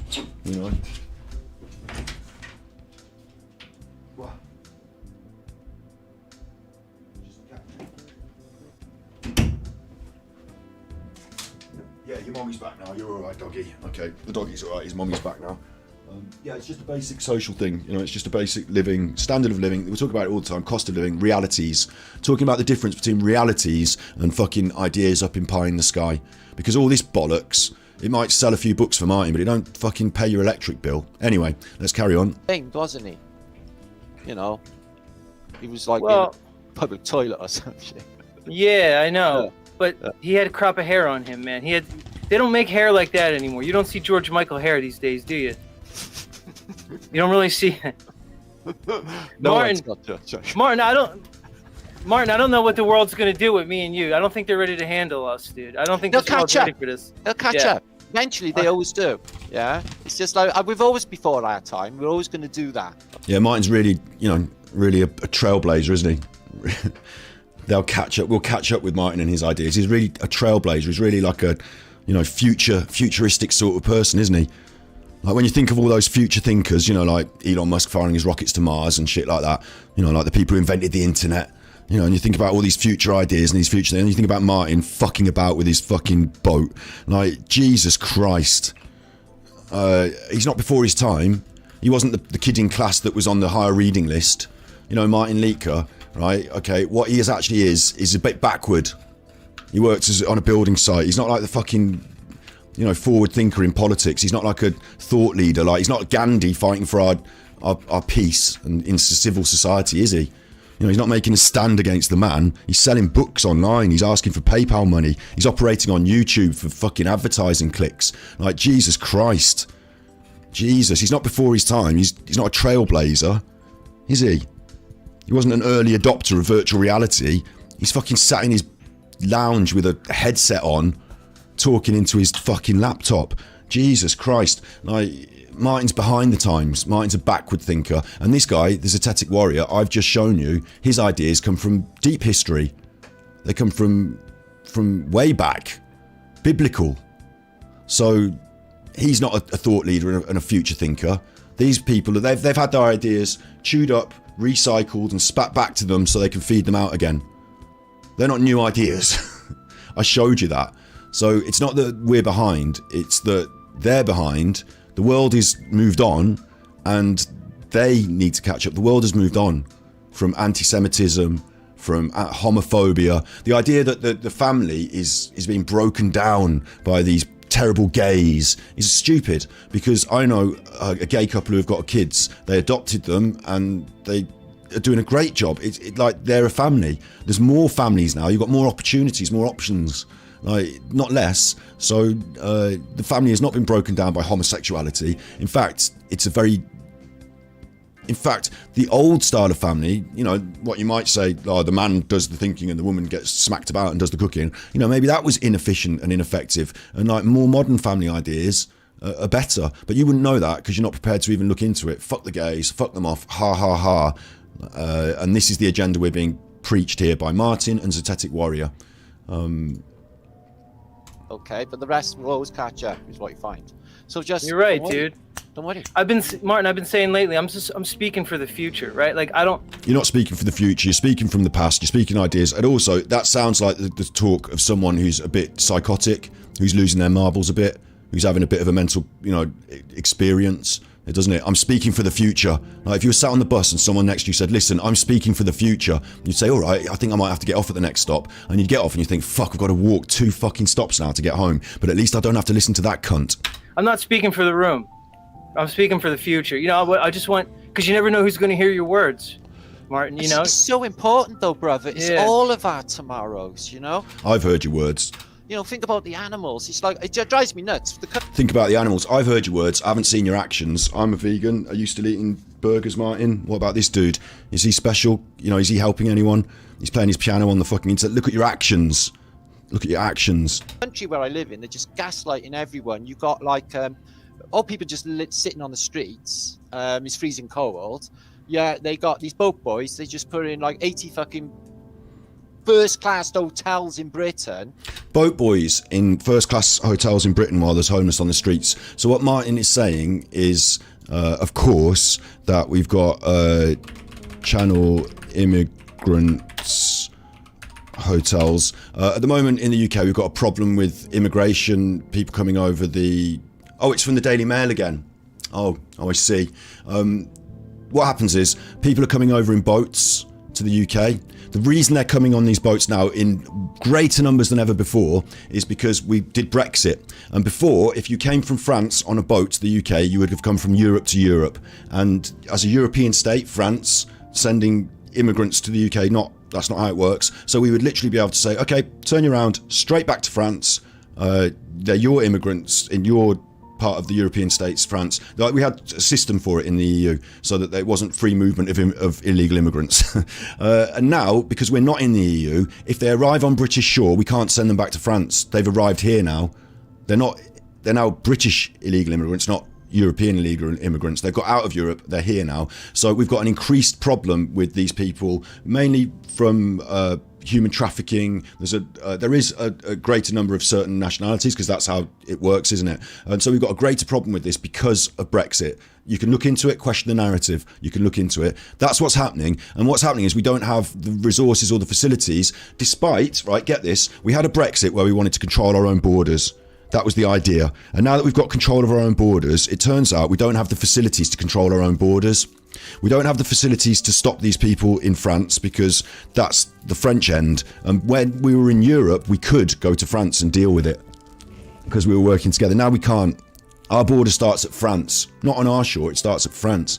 But, we can't police that anymore. Now we've got these people arriving here. We don't have the places to contain them. We don't have facilities, whether they be nice and plushy or squalid and horrible. We don't have them. We've got a few little immigration centres, and that's it. We're not equipped for these big numbers. The politicians that sold you the narrative that we should have a Brexit to control our borders have not got control of the borders and did not want control of the borders. What they really wanted is for this to increase so they could scare you with immigrants, because right, we've got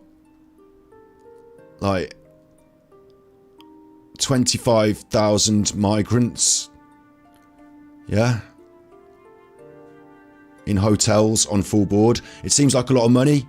We're putting them in hotels because our government are failing us. Not because immigrants bad, but because our government are failing us, right? 25,000 migrants, right? So let's just have a look at how many children are born below the poverty line UK. Let's see if I can get that. There are 3.9 children living in poverty right now in the UK. 3.9 million children. So we're comparing let's just say children, because obviously the families are in poverty as well, but those children need feeding, they take benefits, they a burden to society, or whatever you want to call it. There's 3.9 million of them. We need to fix that, don't we? Martin's worried about there's homeless people on the street and we're putting these people in hotels, and he's angry these people are in a hotel. They've come in off a fucking boat off the ocean because their country's fucking awful, and they've arrived here with nothing, and we've put them in a fucking room with a little kettle, and Martin's angry, okay? You can increase that number if you want, double it, 50,000 migrants, put them all in hotels, yeah? Well, I don't want them in hotels. I think we should have built the facilities to house illegal immigrants. Not like prisons, a bit nicer than prisons, but you know what I'm saying? But we haven't done that, have we? Instead, we're putting them. That's not because migrants bad, that's because politicians bad. You know why? The people that run the hotels are getting the money. And who's in charge of running the hotels? Oh, the friend of Matt Hancock's. Oh, the friend of Boris Johnson. Oh, it's the hospitality industry again. Eat out to help out. They're getting the money. They're taking our taxpayer money and giving it to hotel people. That's the bad thing. Instead of doing that, they could have built the fucking centres. So, politics aside, you know that they're ripping you off and giving the public sector money to the private sector. To those businesses, to those hotels. Those hotels weren't full. Don't tell me those hotels were doing good business down there. Those hotels were dying on their arse, and now they're full of people, paid for by the government. They love it. The hotel people love it. Free money from the government, full hotel. That's the government for you. That's not migrants are doing that. And let's say you double the number, there's 50,000. There's 3.9 million children living in poverty. So you look at the scales and the money and what has to happen, and you can't argue that immigration is an issue in our economy, because there's 3.9 million children living in poverty. There's 50,000 immigrants. There's not even 0.1%. Find out who owns the hotel chains. At the end of it, Squirrel Sniper, the fucking rich toffs that vote Tory. Don't they? Let's be honest. I don't have to find out. You and I both know. It's not fucking Albert down the road at the local pub having his Guinness, is it? It's fucking some wanky rich toff voting Tory, putting some lobbying money their way. Can you house the immigrants at my hotel, please? Oh, that sounds like a good idea. I hadn't thought of that. With a 50 grand bung, at a nice Tory dinner, someone sat next to someone and says, I've got a hotel that's empty. I wonder if we can fill it. Have you got any immigrants? An idea is formed. Come on. I don't know about great replacements, Woody Black. I don't know what that really means, but I think that might be a different episode. I think that might be a racial aspect of thing. Like we've already had, we're gonna have mixed groups. We're a global economy now. People are traveling all around the world. We're gonna have mixed groups. You just have to accept it and join us, or just live in the past. But we could do things a bit differently if we had our... What I can prove to you, whatever your opinions on that are, is that the government here have not got their heads on that. They're not worried about who's living in Birmingham and anything like that. They're just letting poor people just fucking suffer and skimming the money. And it's not that you should be angry at other poor people. Other poor people are not your enemy here. This woman is not taking money out of your pocket intentionally. Your government are intentionally fucking you. This woman is not your enemy. These poor people are not your enemy. The poor bloke next door who can only afford the Guinness, you know, and the packet of fags down the pub, they're not your enemy. Someone driving a taxi is not your enemy economically. The fucking rich people who have got, like, Richie Sunak's got £350 million. Yes, I know my enemy. They're the teachers that taught me to fight me. Conformity, compromise. You know, I know my enemy. Know your enemy. It's not other poor people. Doesn't matter whether they're black, brown or fucking green. They're not your enemy. Other poor people are forced into these horrible situations. They commit crimes. They end up being vilified by the system. It's the system, isn't it? Fuck the system. Don't be part of it. Don't preach the same morality as the system. Don't complain in exactly the same... This guy said the system is bad, Zetetic Warrior. Martin here is preaching the rhetoric of the system. Let's have that right. And they literally sectioned him. He was like locked up for like, so like just literally hijacked his life. George Michael on him, man. He was going to do that, okay? But so important though, brother. It's all streets. It's freezing everyone. You got like all people just sitting on the streets. It's freezing cold. Yeah, they got these boat boys. They just put in like 80 fucking first-class hotels in Britain. And it's like 7 million a day cost. So like, you know, they just arrive, they put them in posh hotels, and they can't wait to get you to do it. So I know it's a dialectic to fuck people's heads up. It's a dialectic. I'm just going to pick on that word because I just want to make sure he's using it right, and I don't know. Dialectic. The art of investigating or discussing truth. Inquiry into metaphysical conditions. It's a bit of a funny word to use there. I don't think it is a dialectic, what he just said there. I think he just preached the same rhetoric as the Daily Mail. Like, if you do not accept, I don't care anything about anyone's personal politics here. What I want to point out is that this guy, Martin Liedtke, and this guy, Zetetic Warrior, are talking shit to you on the internet. He's telling you that he's fighting the power. He's part of the resistance. This guy's telling you the system is bad. And there they are, reading word for word. Oh, the boat boys are in the hotels and it costs loads of money and it's bad because the immigrants. They're not telling you what I said, that the government are stealing your money and giving it to the hoteliers. That there's 3.9 million children in poverty and they need your help, and they're the problem on the books at the moment, because as they grow up, they're all going to go to school and need school dinners, and they're going to need NHS, and they're going to need dentistry, and, you know, we're paying for all of that.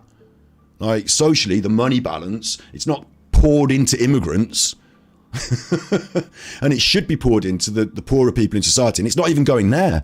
They're filtering it off and giving it to the hoteliers. They're giving it to their mates. Boris Johnson's got new curtains. Wake up. This guy has not woken up. He's preaching the rhetoric of the system. But it's just disgusting that they're doing that in this country, you know? It drives you nuts, this place. Because he's racist. It really does. Yeah, man. We're talking... That's one step away from moving towards Nazism. Talking about pigs. These are... We're talking about pigs now. I don't know what he means there. I don't know who he means. Does he mean the immigrants are pigs? It's not human, Martin. I mean, the minions are human. You know, the ones they let us see. You know, like the Klaus Schwabs and the Elons. Okay. And Klaus Schwab, head of the International Monetary Fund, I assume, like big Jew, you know, bad chuffer. Like, I will agree he's an immoral fucking chuffer that filters all the money off. That's my argument, isn't it? But I wouldn't say that he's part of a Jewish cabal to fucking... And Elon Musk is not affecting your world, Zetetic Warrior. Elon Musk's pissing around with Twitter trying to make the stock. What Elon Musk is doing, quick side note, Elon Musk has bought Twitter. He only owns 29% of the shares. If you look into it and question the narrative, you'll see that the other like greater proportion of the shares are owned by investment banks, including people like JP Morgan, and that by tanking the shares of Twitter, once he's bought it, by tanking the shares, acting like he didn't want to even buy it in the first place, making the whole market think this is going badly, he can tank he can reduce the amount of money they have in the wider sense. And it might be he wants to move in and buy those shares. It might be he wants to take something else out of a different portfolio. It might be there's a wider long game and that Elon Musk is affecting share price. That's all. Like, and it affects the other people who are in the kitty with him. So big picture stuff, you know. Elon Musk is doing that, right? What he's not doing is affecting whether you go into Tesco tomorrow and you've got 20 quid or 10 quid. He's not affecting whether your boss is going to treat you like shit for £10 an hour. No, he's not doing that. Elon Musk is not running my system. He's found a way through the system to get really rich for himself and really, you know, he's selfish and he's done his system. He's used the system. He's been part of it, yes. But he is not now at the top in the Jewish cabal fucking changing my energy prices. It's just fucking ridiculous. It's just fucking ridiculous, man. All these fucktards, you know, and like that monarchy you have over there, I couldn't imagine having it. That King Charles, what a twit fuck that guy is, dude. You know, I actually feel bad for that son. That what's his name, William? That son of his. Again, this is just anti-monarchy, and like we could have a political conversation about a monarchy, but this is for a different reason. It's weird conspiracy, so I'm just going to skip through the fact that they're saying that one of them is a bastard son because you know it's irrelevant. But bear in mind, this is all rhetoric against this anti-Jewish cabal. They won't come out and say, Zetetic Warrior won't come out and say, I think there's Jewish people running the world and that they're eating children's brains and adrenochrome and that Joe Biden is a robot, because that's all the QAnon rubbish that it's where the ideas have come from, but he can't say it on the internet because he's scared that he won't be allowed to use the internet to make money, just like all the other people on the system. So what they're doing really is they're on YouTube, and YouTube is owned by Google, so you can get fucked. Like, come on. It was of religion or all of it. It's just that I keep getting it all day. I'm just debating people, fuckos, who just keep saying stuff at me and then words. You're debating people who just keep saying stuff and words at you. Not here, Martin. Here, Martin, if you will ever grace me with... there's a difficulty. I can't really have him on my show to preach all his fucking bullshit, because then I'd be responsible for the content. I might have to go on his show, or I will have him on. I'm not so sure about paying him all that money I offered him now. Not after this. Not after this horror show. I offer people £40 for a slot, or maybe if we're having multiple people, they have to divide that money between them, because I'm not made of money. But I'm prepared to offer guests money for being on the show, because I think that's fair. It's their time, they're worth it. But I do want to have Martin on to debate him. Maybe we shouldn't have any money involved in a debate, but because this is just, I'm not going to say just words. I'm ripping you to pieces. I'm absolutely exposing you. I've shown everyone on the internet where the ideas have come from, the evangelical ideas, the Nazism, the Trumpism, it's all American, that, and then you've got this right-wing British stuff, the Brexit, the way they filtered your money off by, we don't want to be in Europe because we don't want to have our borders controlled, but actually we don't want to be in Europe because now they can't look at our, like, we can filter the money away and Europe can't tell us no. Before, there was like checks and balances with the European Union. Now we can just get our hands on the bank money and we can fucking take it. Like, you can't do anything about it. Jeremy Hunt's going to underfund your NHS and take it from himself. Yes, they can't do anything about it in Europe anymore. They got their hands on the fucking taps. You know, that's what they wanted, the greedy bastards. And also, I've proved here, I won't keep going over it. It does make me angry though. But the homophobia, it comes down to this thing. They're not going to outwardly say it themselves because they're scared. But what he will say is the exact words of the right-wing media, Mail Online. He preached Jonathan Ross, BBC. That's how close he is to the fucking anti-agenda. That's how close Martin is to the question the narrative. He's reading it directly off the mainstream. At me, with no basis for any reality in any of it, ever. You know? They're just programmed. They're just. He's talking about the elites. Yeah, but Elon Musk isn't one of the elites, is he? He made his way through there through attacking the elites. This is what, again, confusion. If you don't understand the world properly, you might be confused. But Elon Musk, let's say you go right back to when he started with Napster, didn't he? Was he doing music, Elon Musk? And then he did the online. What Elon Musk does is he finds a market that was ripe for exploitation through technological revolution. So let me just quickly do Elon Musk. I'll quickly show you this. I'll prove it to you again, and you can take what you want, question your own narrative, but I will explain an example what I'm saying. Elon Musk, Wikipedia. So we know that he was basically born into a bit of money we'll start education, I suppose, in South Africa, wasn't he? He went to good schools and all that business, right? His brother founded Zip2. Elon Musk gave him 28 grand in funding. So he's got the money already to start. He's got a bit of money behind him. Okay. But what Zip2 did was they were coding. So it was modern technology. They obtained contracts with the New York Times. This was news. What it was the news was online, wasn't able to be online at first. It was newspapers versus online. What's going to happen? A newspaper's going to die. And what Elon Musk did was write a bit of web code so that you could publish quick, to your feed news stories. And he sold it to the companies. Yeah, so he made some money. So the industry was the mainstream media, and he exposed a weakness. Online is going to kill you. So they bought into his company because he was able to say, this is the answer to your future market. Then he did it with XCOM and PayPal. So the big market is the banks. That's the industry. That's the mainstream. That's the what you would call the elites, the banks. And they had a problem because the internet was coming. And you could die. Your bank could die because you're going to do money online. Elon Musk saw that angle, got himself wedged in there, created PayPal. He created the online money system of PayPal and eventually made fucking loads of money, because when you attack a dinosaur market, look at what happened with electric cars.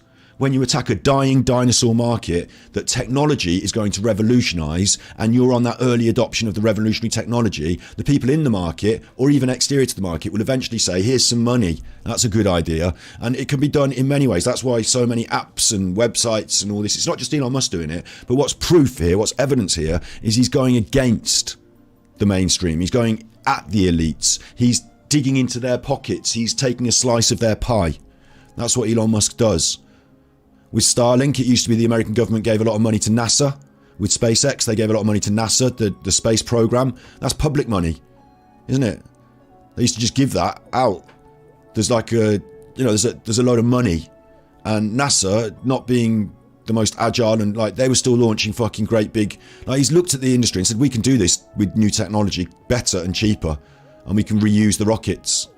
It's a modernisation of an industry. He's taken over. Tesla, the cars, obviously electric cars, petrol cars, you can understand my point there. I don't know really, Neuralink's a different thing maybe, the Boring Company's a fail, and the acquisition of Twitter, I believe, is a market capitalism, but now he's part of that top level. He's having sex with people and doing cocaine and whatever, getting his hair done. He's not traditional elites, he's not old money, he's not a Jewish cabal, he's not he attacked the elites to get rich. So I don't agree that he's a good example of the elites. Okay, that's my opinion on that. You don't have to agree with me. You can think he is the elites. I would suggest people that are the elites are people like Boris Johnson, again, remember, who went to Eton and was in the club and was there pictured these are the elites. In the UK specifically, we're looking at the Bullingdon Club. You're born into money. You go to the schools.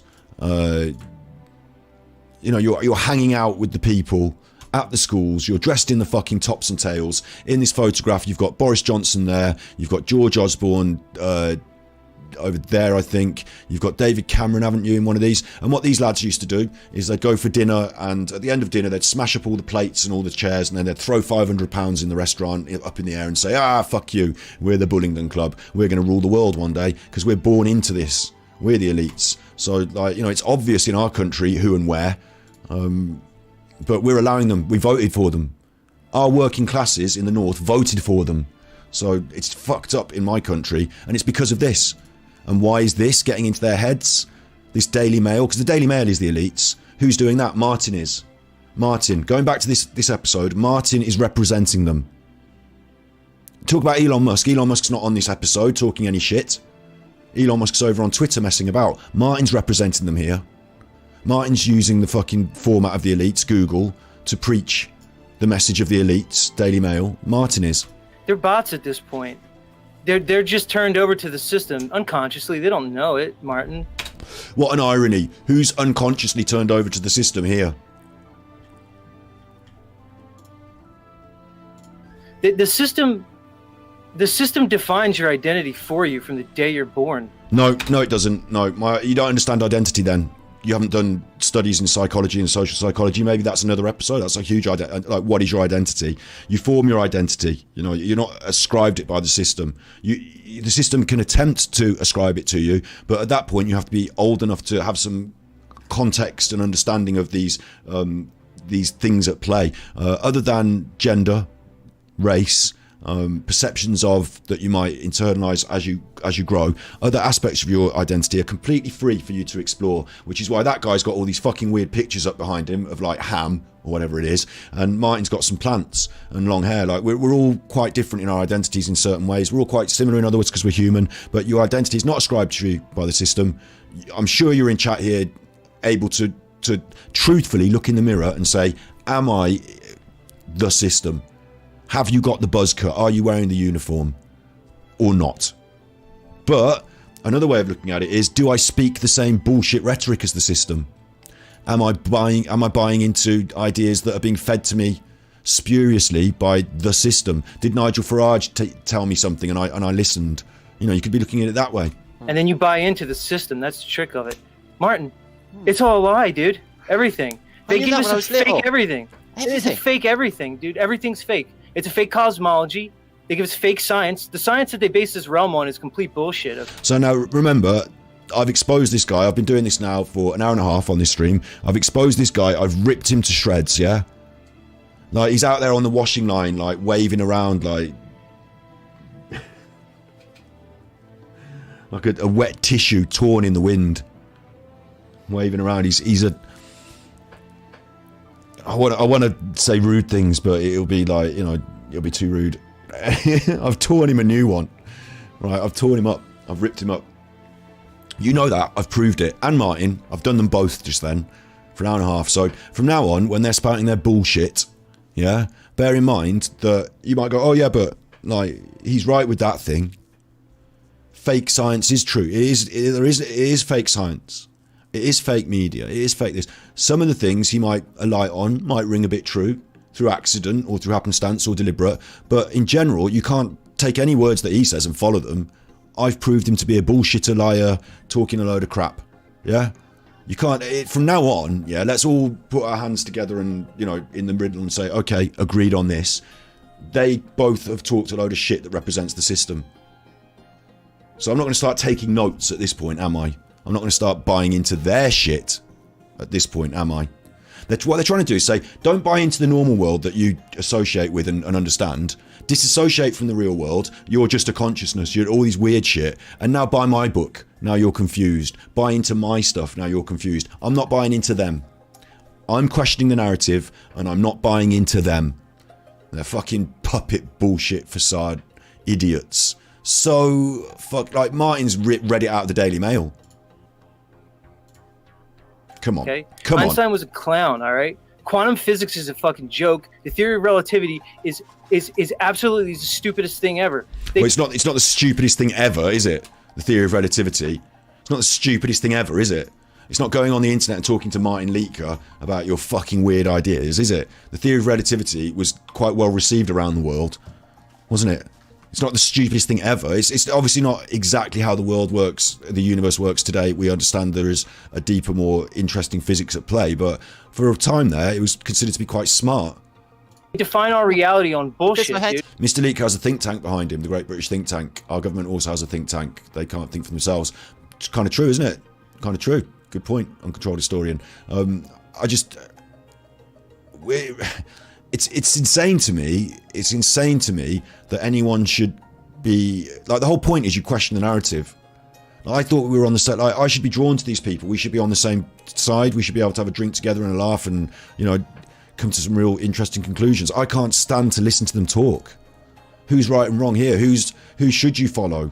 Who should you pay attention to? Who is disturbing you and confusing you?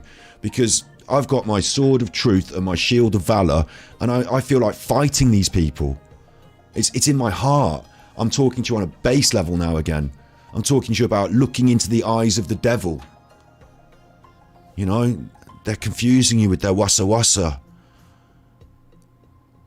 I find it so strange that they should amass a group of people who are all free thinkers, who are all open-minded, who are looking for truths, and that those people should buy into this. It's crazy. Yeah. No, what was Niels Bohr's famous saying? The only real thing we know is when you get down to the fundamentals, it's not real. So now we're attacking science, okay? Like, it is ironic that science will actually tell you, in general, science, the scientists, they will tell you that we don't actually have all the answers.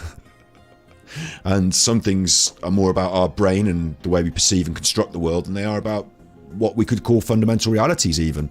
Yeah, we could talk about that. But really what we're doing is we're attacking science. Why do we attack science? Anyone in the class?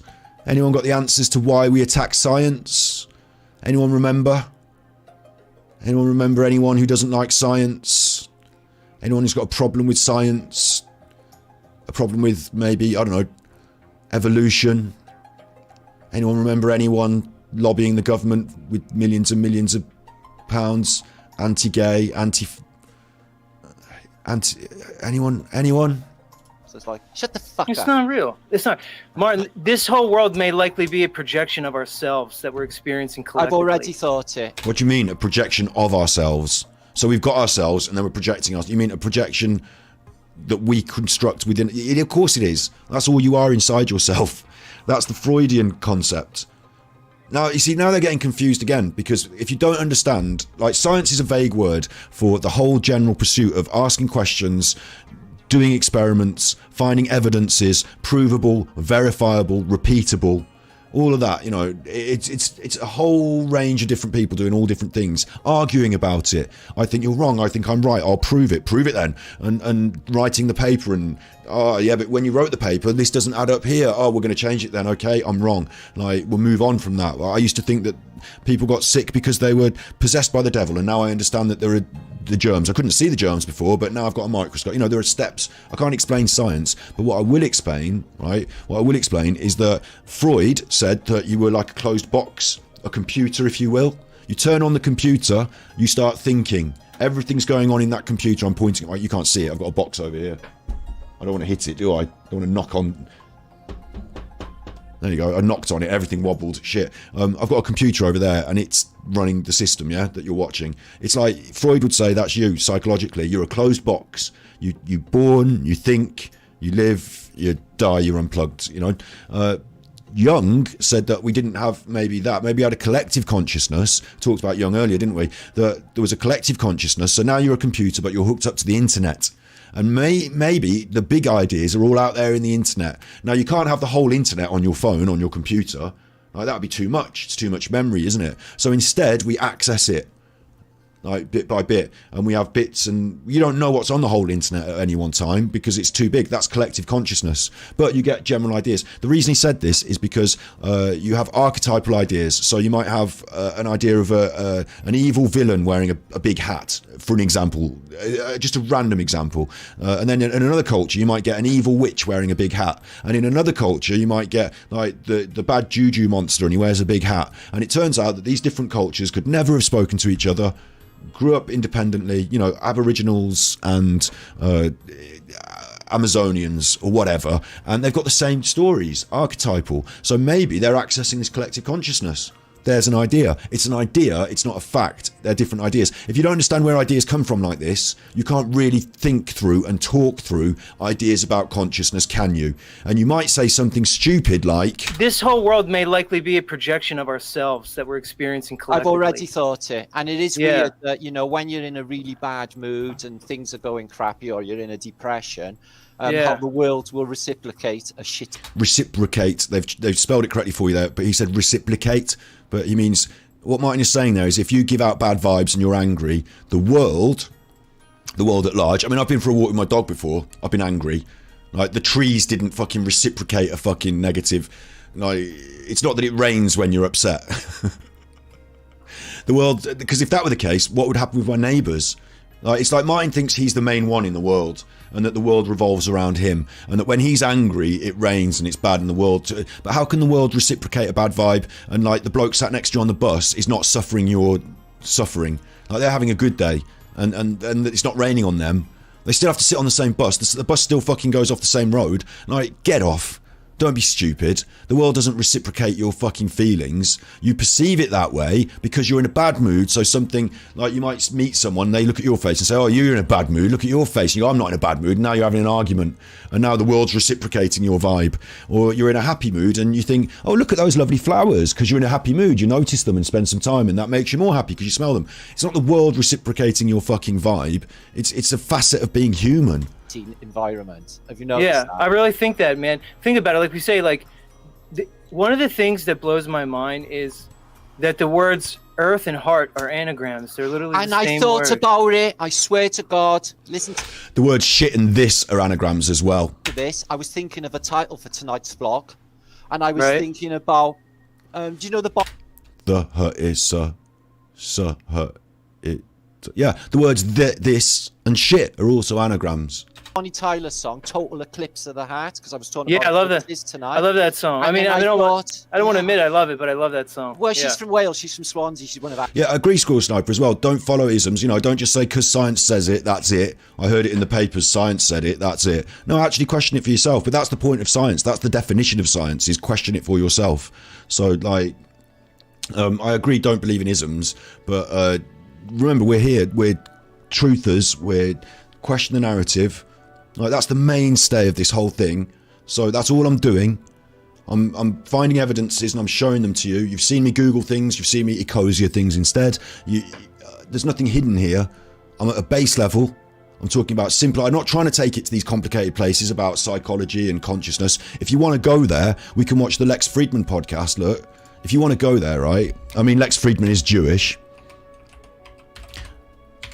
So maybe you don't want to go there. I mean, Lex Fridman, like, if you want to go there, Lex Fridman, he's done loads of episodes here about, like, if you search for consciousness, maybe.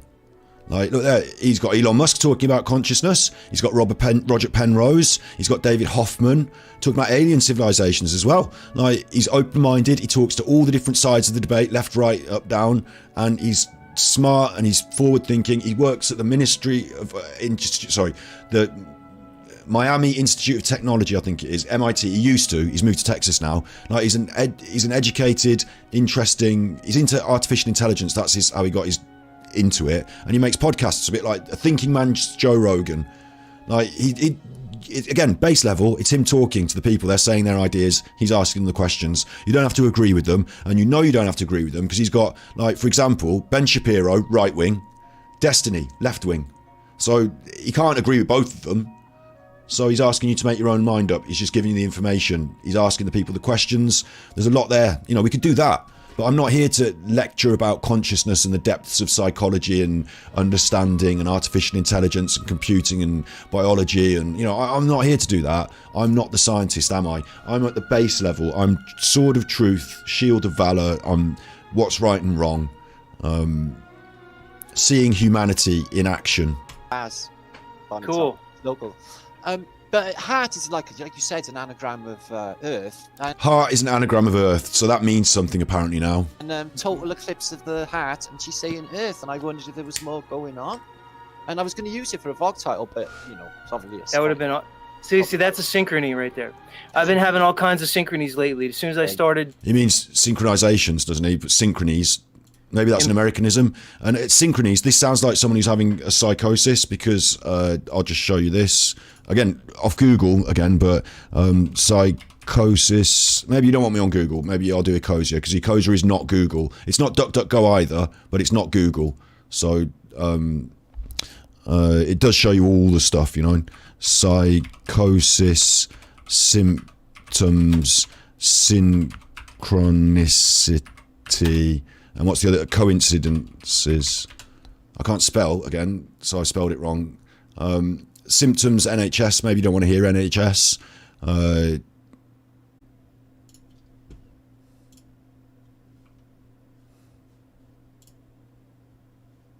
We should be streaming now. Should be back up. Should be back rolling. Full controlling. We should be back now. Come on. Yeah, I'm just going to check that I'm actually back. We should be, yep. Some reason, it's OBS. It's not, don't worry, it's not like the Illuminati trying to shut me down. Since I updated the streaming software I use called OBS, Open Broadcast Software, it's a free software, and I updated it recently. And what happened is that since I've updated it, it starts every now and then, it will just drop to zero. It's like a glitch, you know, it's like some sort of glitch. It will drop to zero kilobytes. I can see everything's still working, but it stopped sending it to the internet. That's all. So don't, you know, we were talking about synchronicities, and someone could say, this is an exact example of it. Someone could say, wow, that's a synchronicity, it proves synchronicities. But actually what happens is that this happens to me all the time at my end. It's not synchronized with anything. It happened the other day when we were talking about something completely random. It just happens. So things happen, and sometimes they happen coincidentally at the right time. For example, you could press the button at the, you go and press don't walk, and all that stuff, yeah? You could press the button to say stop the traffic, and the traffic button could stop. And you think, wow, I've got superpower. No, it's just that once in your lifetime at least, as you went to press the button, the lights turned the right colour. Because they turn colour about every 10 or 15 minutes. And you come and press that button. If you're lucky or unlucky or whatever, like you press the button at the same time. That's all. In your lifetime, how many times are you going to press the button? So come on, it's going to happen. It might even happen 2 or 3 times in a row. If that happens, you're going to be like, I've got superpowers. But really, you don't. It's happened like that. So that's what I was saying about this synchronicity and this psychosis before I left. And now I'm back. Is that psychosis is actually a symptom. A psychotic symptom includes this belief that all these synchronicities are happening around you and that you are in some way. I think, the music stuttered. I think that was what fucked us off, the music. This is a big, long video of music and it has trouble playing the whole thing sometimes. The synchronicities are that you think that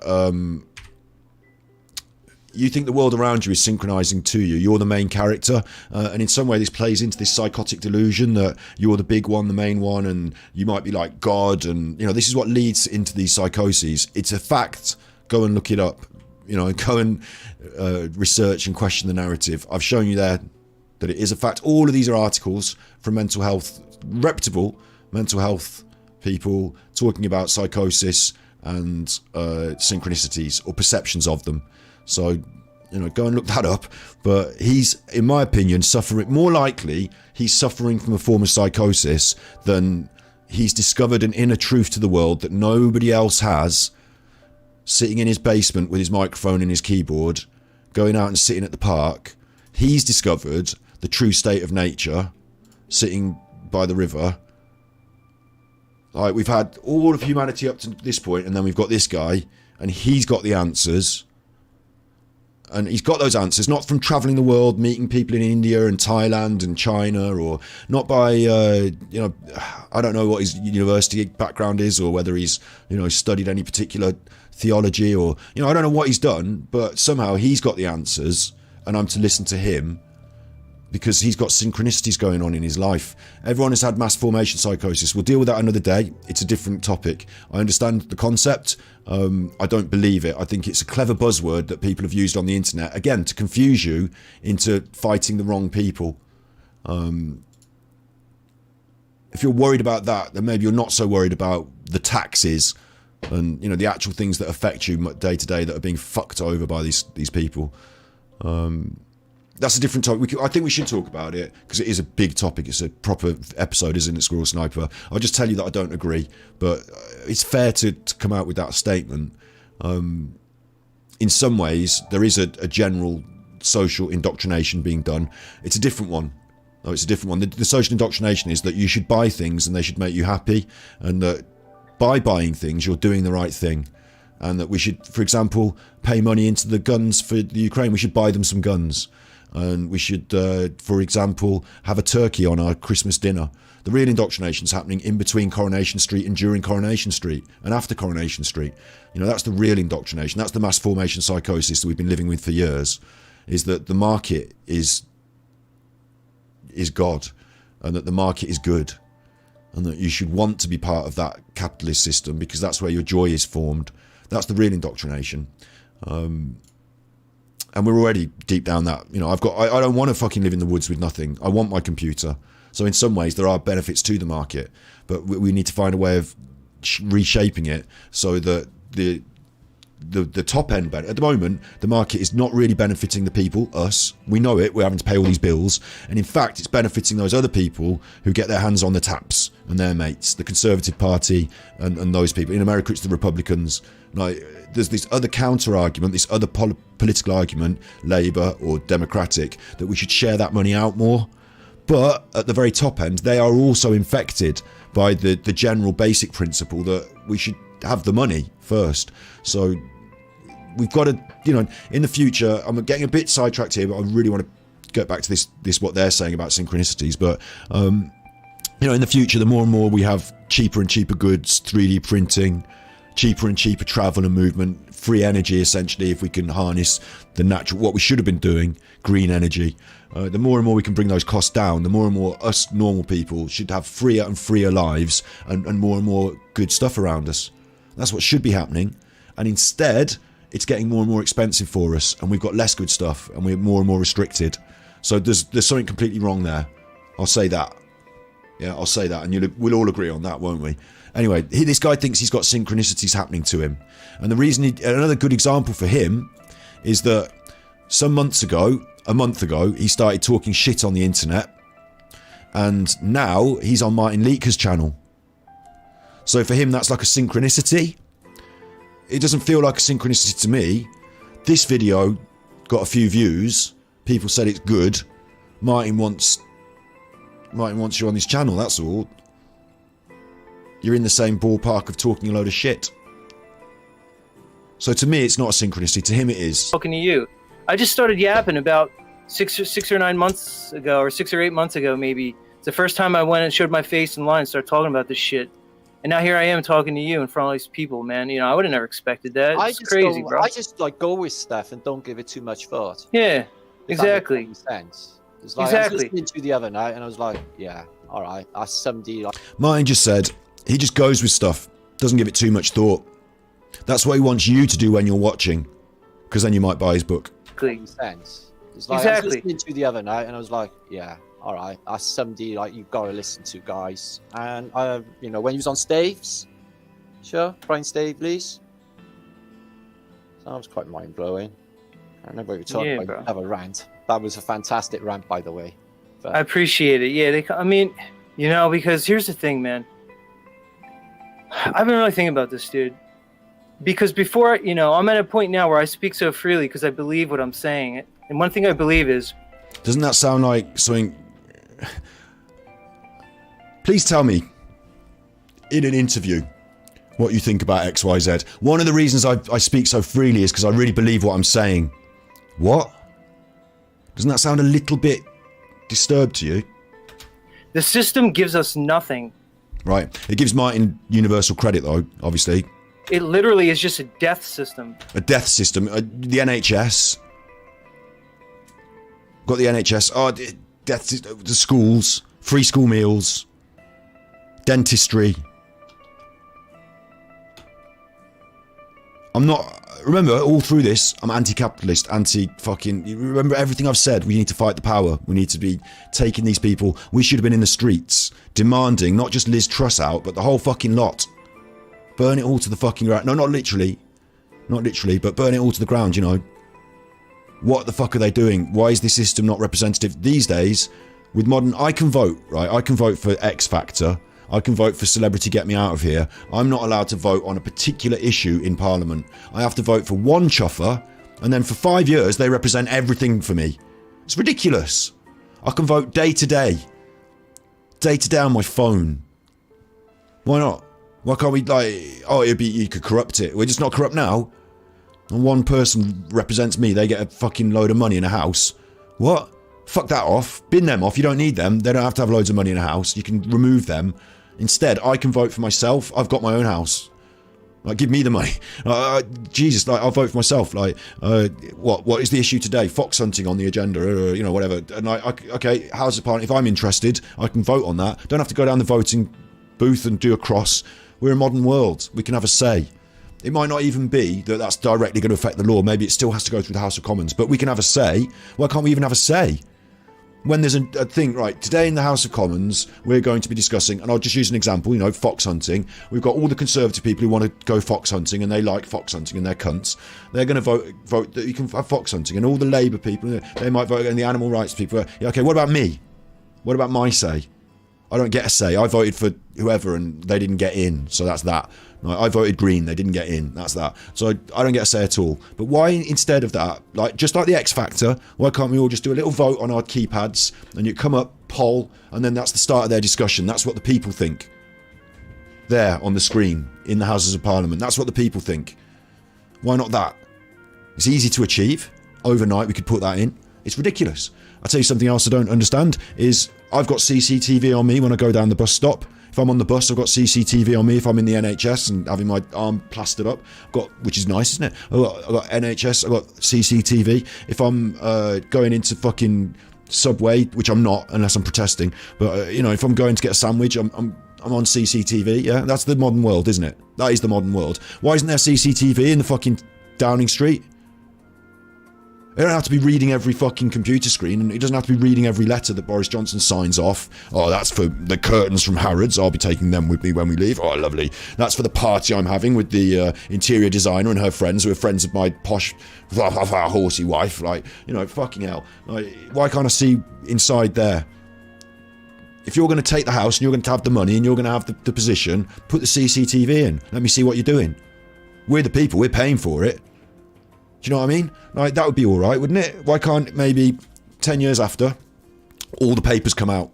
All the things you signed off on, everything, all recorded, all comes out. Yeah, but politically you can't reveal national secrets. No, yeah, but maybe 10 years later then, maybe some things have to be redacted. I get it, in national security, the MI5 or, whatever. But, like, generally, the day-to-day goings-on of the party and the runnings of the government, surely that should all be transparent now, shouldn't it? It could go online. When Boris Johnson or Richie Sunak types something on that computer and sends it out, surely it can just go posted immediately online. Everyone can see it. Why not? It's just fucking ridiculous. So, don't tell me that I'm part of this system, but also don't tell me the system gives us nothing. Don't tell me it gives us nothing. Very grateful for the little that we get. I think it should give us more. That's what we need to do, is we need to shape it to work for us. Not completely abandon it, because then you wouldn't have police and idiots like this would get robbed by bigger chuffers with guns. It gives us nothing. The world provides every single thing that we need, okay? Right. The world provides food. The world provides food. Well, in a way. Obviously, it didn't provide enough, so we had to invent farming. Yeah. It just provides it for us. Just provides it for you, does it? Where do you get your food? He's out. That guy, this is where he gets his food. Why another advert? I've just watched this video, you choff on. I've invented a new one then, choff on. I was that angry. Right, come on. This is where you get your food, is it? Come on. What does the system give us? What does the system give us? Well, if you're devoid of food, you can actually go and get meal ticket on the system, can't you? Fucking poison. They're just pumping poison down our fucking throats. I mean, there are pros and cons. I've argued for the cons. I've argued against the system. Don't know if they're poisoning my throat. The world gives us shelter. The world gives us shelter. Obviously, it didn't give us enough shelter. We had to start building things. We had to construct a system of construction. We had to... Come on. Come on now. Martin Liedtke's living in a fucking council house. Come on now. Come on now. There's everything we need for shelter, okay? What does the fucking system give us, Martin, will you tell this man what the system gives you? Are you living in a council house? Are you on universal credit? I don't know that he's living in a council house. I just said it as an example. Maybe he's not. Maybe that's unfair. It's not about fairness. Like, the life isn't fair. That's why we have council fucking houses. We shouldn't. Council houses should be as good as fucking Boris Johnson's house, shouldn't they? Like, if Richie Sunak's got 350 million and I have to live in a fucking shit one-bedroom flat because on the system. Anyway, but you know what I'm saying? Like, I've not got nothing against council houses. I've got something against somebody saying the system is bad while sitting in a house the system provided for them. I think that council houses should be better. I think that we should provide more. I've got nothing against... You see where I'm coming from? It makes me sound bad when I say Martin sitting in a council house. It's not that. It's that this man is saying this and Martin is benefiting from the system. I was on universal credit. I was there. I did my talking about it on stream. I've benefited from the system. Not as much as I feel I maybe should have done, having paid into so many years of tax, only to be fucking screwed over at the minute I got my carers allowance, £70 a week. Yeah, I've benefited for £70 a week on carers allowance, yeah, in a way. But that was the bare minimum they could possibly give me, wasn't it? But anyway, they're different. But look, he's saying against the system. Martin is part of the system. They're shoving us in cities and buying up all the land, making it impossible to fucking own anything. Who's buying up? Whoa. Who's buying up all the land? The rich landowners, the farmers. Yes, if you look majority landowners in the country, it will be the church, farmers, agriculture, and then it will be investment banks, oligarchs, Russians, Arabs, you know, the more expensive land and the more expensive properties, and then you'll get filtering down from that, you know, smaller rich people who own tracts of land like lords and duchies and things like that. The land is already quite accounted for in the UK. It might be different in America because it's a bigger place, isn't it? But in the UK, it's hard for you to say, all right, I'm just going to go and have maybe that. I'll have that bit as mine, because we've been going for sort of some 3,000 years, 4,000 years with rights over land, arguing over it. That's where this is Scotland, this is England, that's my land, and you know, that's been going on for a long time. So there's no discussion now about whose land is whose. It's all been plotted off and argued over, right? So it's not that anyone's buying up all the land. That was done a long time ago by the church and by the state, not the state, like the royal, and you know what I'm saying? Like in the UK anyway, like, you need to know your history on this. It's like 1 month off of homelessness. Uncontrolled historian could tell us, but then maybe they don't believe any history. I don't know. Yeah. Not you, uncontrolled historian, them. Maybe you don't need to know your history, because history's fake, isn't it? Uncontrolled historian probably knows a bit, but like these people probably don't, in my opinion. What else? The world, nature gives us health, okay? All the herbs and the plants, everything that... Squirrel Cypress says they've have no government help. Fair enough. Like, you know, you might not have taken anything directly in the form of cash payment, but if you've ever walked under a street light or driven on a road or do you know what I mean? Like, if we have a deep think about the things that are provided for us socially by the state, then there are quite a lot of things that you might take for granted. You know, that the grass verges aren't growing out of control. Only 3% of England is still available at a ridiculous price. 18% is unregistered. It's interesting. I bet that's like... there's a few little like plots and side alleys and things that got written off through... I know you can buy like little strange places in London that are like little slips of land, and then there's probably national parks and nature conservation and things like that. There's probably some unregistered areas, but you've paid for that, right? You've paid for that. Yeah, you've paid for it. Yeah, sorry, I see what you mean there. You've paid for it, yeah, but it's provided by the state. Like, you haven't paid for it directly. That's how the state works. That's how the system works. Without the system, you can't give someone some money and say, I'd like some roads. They'll take your money and then just disappear. That's it. No roads. With the system, any system, we put our money to... The way it works with tax is that you give them the tax and then they put it in a big bucket and then they decide what to do with it. You've not said this £3 goes to the roads. That 50p is for the children's dinners. You've not done that. It all goes in a bucket. And so the problem we've got at the moment is who's holding the bucket. Yeah? They're the ones that are taking the money. The system is not at fault, necessarily. Put the money in the bucket. Like, imagine you're at the pub and you put your money in a kitty and you buy a round of drinks. You know, that's how that works. People just do that. It's normal. Put the money in the kitty, we'll have 2 rounds of drinks. Okay? And then you put the money in the kitty and Boris Johnson's elected to be in charge of the kitty, and he just takes all the money and fucks off. And he gives you glasses of water. Deal with it. It's austerity. In fact, you owe me now 2 pints. Like, what? Like, that's all it is. The system wasn't bad. The kitty, go and buy a round of drinks with the kitty. You know, I'm arguing against capitalism in general, but this is an example. The system isn't bad necessarily. We put our resources together and then we allocate them where they're best or most suitably required. That system isn't necessarily bad. It's the bastardization, it's the poisoning of, it's the funneling off of, it's the abuse of the system that's bad. It's the abuse. So before COVID, Sunak held that bucket. Yes, absolutely. Like, who is voting these people in? Who's doing that? I'll tell you who did it. All the Brexit people. So was Brexit about immigration and rules? In some ways, they don't want you to have human rights. They want to make their own rules. Yeah, in some ways. But was it really about getting hold of the bucket? And were the wrong people convinced by the wrong ideas? Yes. Are they now realising it was bad? Yes. Because the proof of the pudding, my friend, is in the eating. And we ain't getting any eating. My eating's going up. My heating is going up. So look. It's healthy. Any health or treatment paradigms that are worth anything or have any... I'm wearing 2 jumpers. Efficacy whatsoever come right from nature. What does the system give us? Right, you said there that anything that was health efficacy. Worth anything in the plants. What else? The world, nature gives us health, okay?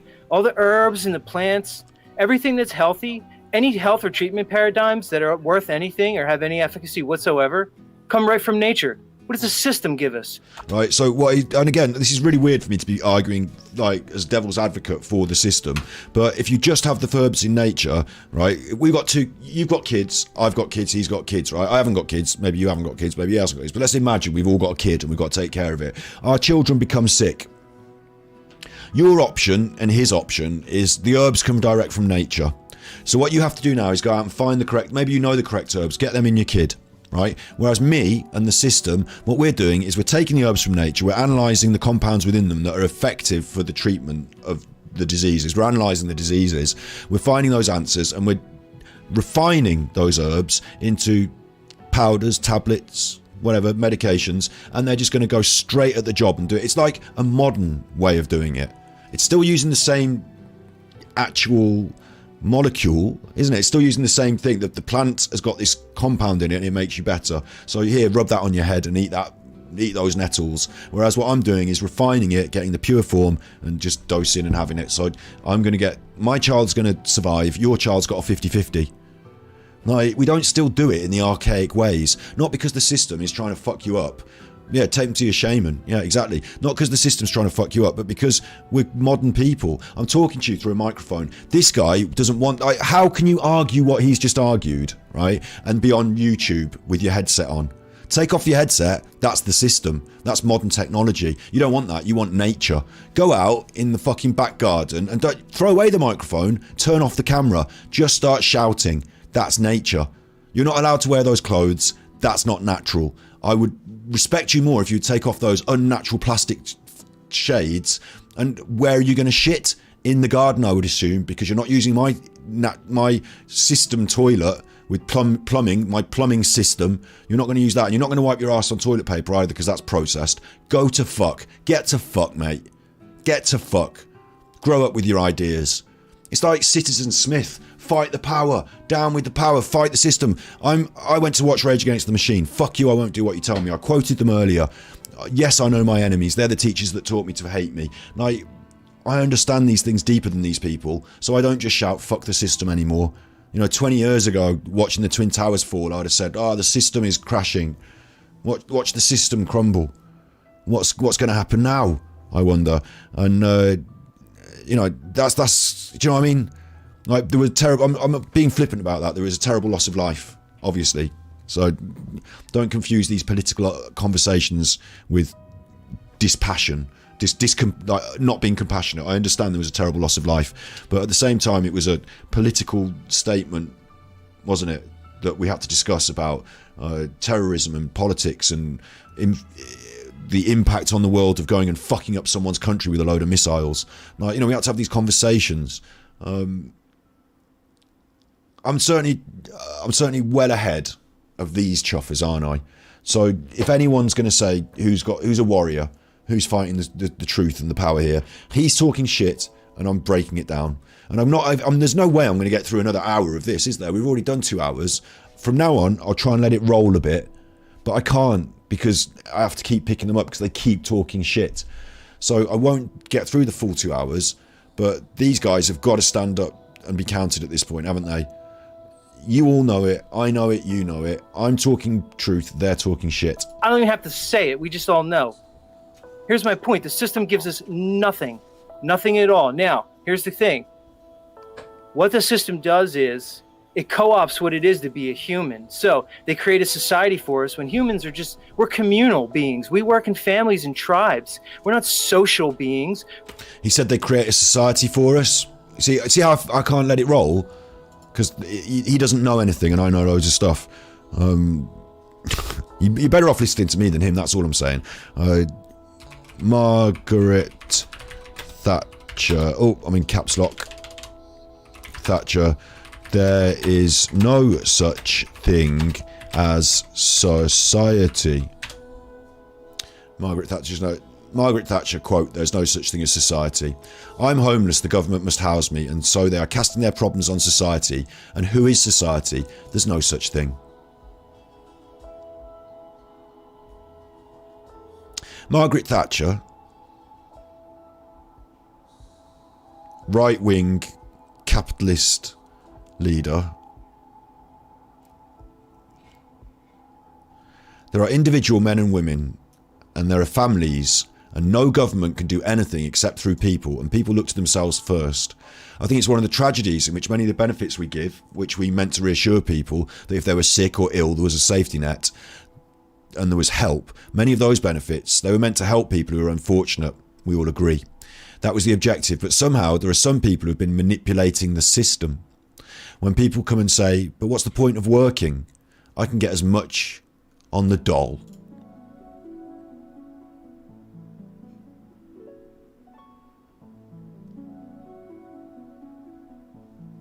So this guy's saying that we're not social beings.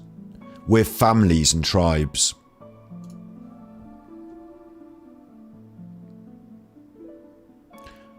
Who is society?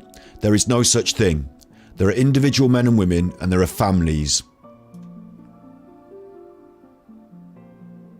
Is it possible that this idiot is unaware that he's speaking the same rhetoric as capitalist, right-wing reformist Margaret Thatcher, who took our country away from socialist ideas, internationalist right-wing ideas?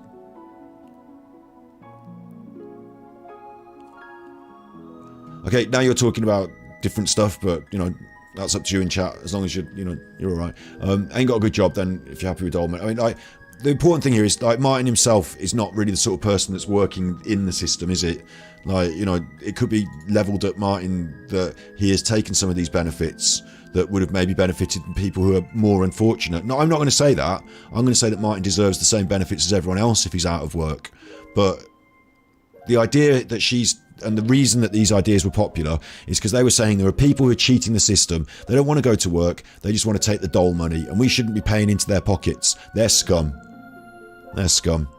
And if you've got a good brain in your head, 2 arms, 2 legs, you know, the idea is still from the Western right wing. Not, this isn't me saying this. This is the right wing. Boris Johnson, Universal Credit, Richie Sunak, Jeremy Hunt. They're still saying you shouldn't be getting that money. Me as a carer, I should have only got £79 a week. Like, they're still saying this, that they want you off the books. Go and get a job, you dole scum. Yeah, go and get a job, you dole scum. It's not exactly like that, is it? It's not exactly like that. But isn't it funny that Martin himself has benefited from these systems, Universal Credit, hasn't he? So this guy that he's invited on his stream is preaching the rhetoric of Margaret Thatcher, who would argue we shouldn't have any social systems like that.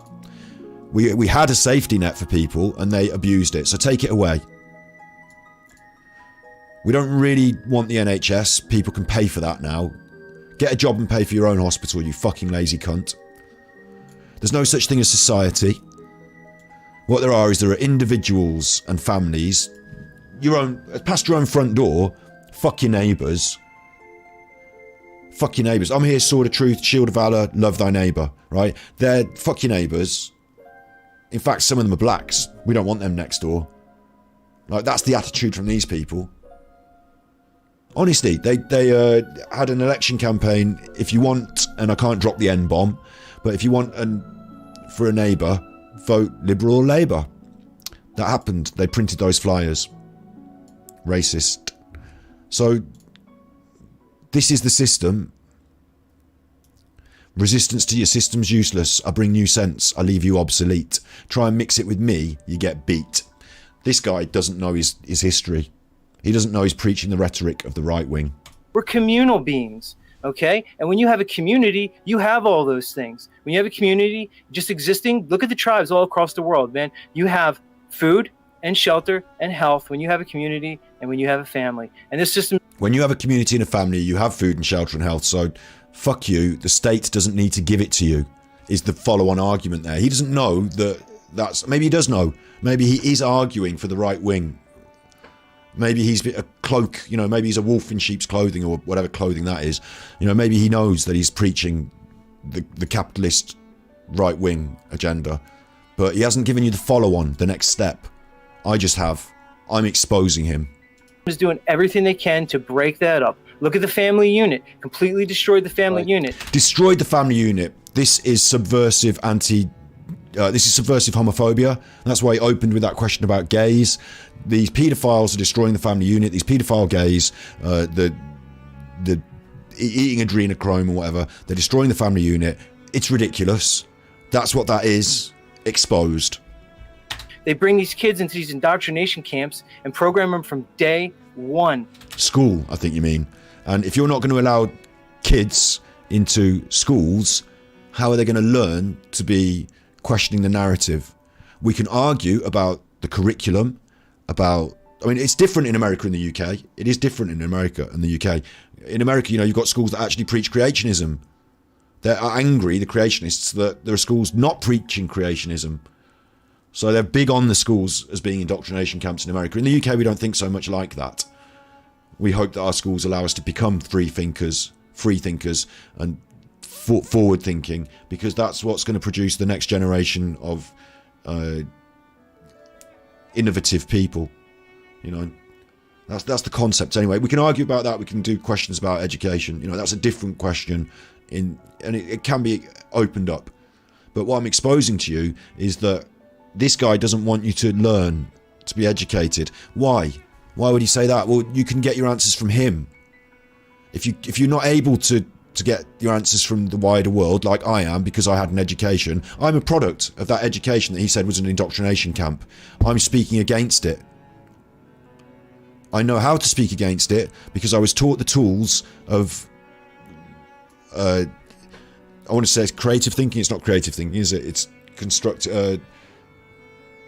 the words. I was taught the tools of how to think for myself. It's not about big words. It's about the baseline stuff. It's about the ground, down to the earth stuff.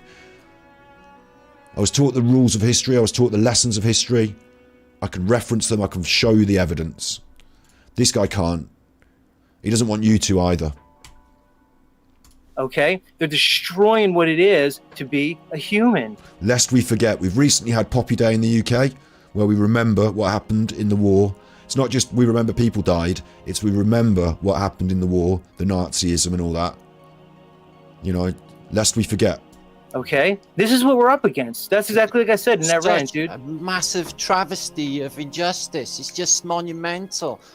Just them words alone of what you just said should shake people to the core to make, to want to make a change, to want to do something about this place. Because, it's clear to see where this place is going. Yeah. It's clear to see where these two are going. They want your money for your book, and they're going to spend it on drugs. I'm smoking weed. It's a joke, but where are they going?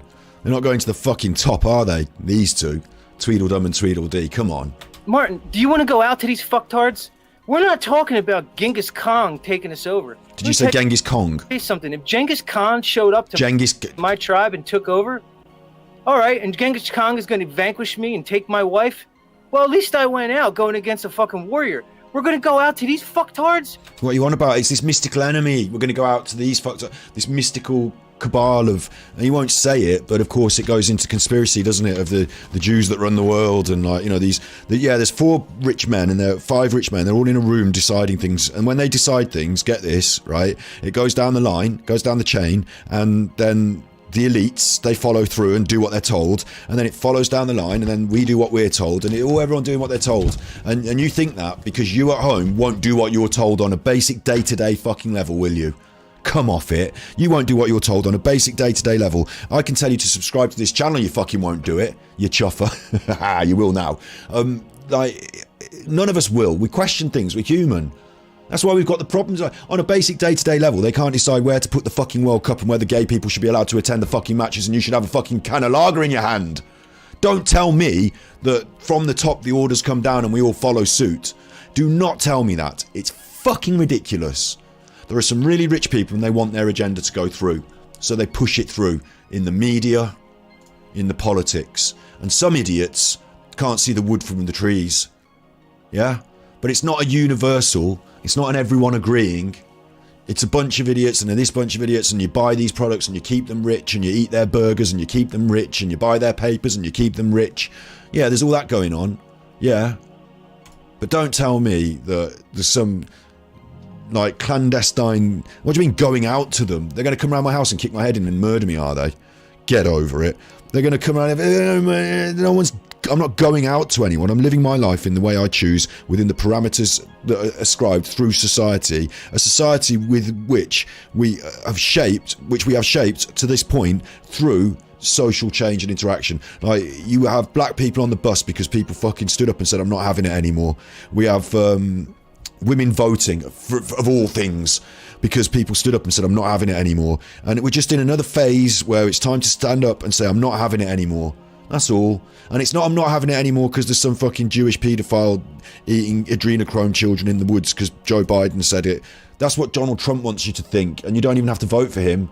Well, Zetetic Warrior can, but you can't. Like, we can't. You know, Jesus Christ. Jesus, Martin. Why have you got this man on your show? We're not going out to anyone. I mean, if anything, you're going out. The end. You know, you're just going out. We're gonna go out to fucking. We're gonna go out to Elon Musk. He would be my bitch in an hour. Yeah, I would find something that he really liked. Who? Genghis? Yeah, we'd hang out. I'd be hanging out with Genghis, man. Genghis Khan would be eating your fucking nose. Like, get away, you'd be hanging out. He'd ride in, chuff with the sword, and that's you done. He don't even fucking talk to you. Genghis Khan would talk to you.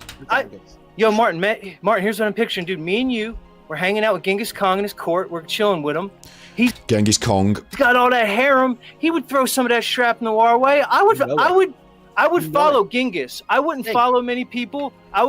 You'd be forced to, because you'd be dragged along behind his horse, you fucking idiot. Martin, I don't think I'd follow you, though. You'd have to go out. I'd follow Genghis, though. No, probably not. Genghis is good. Yeah.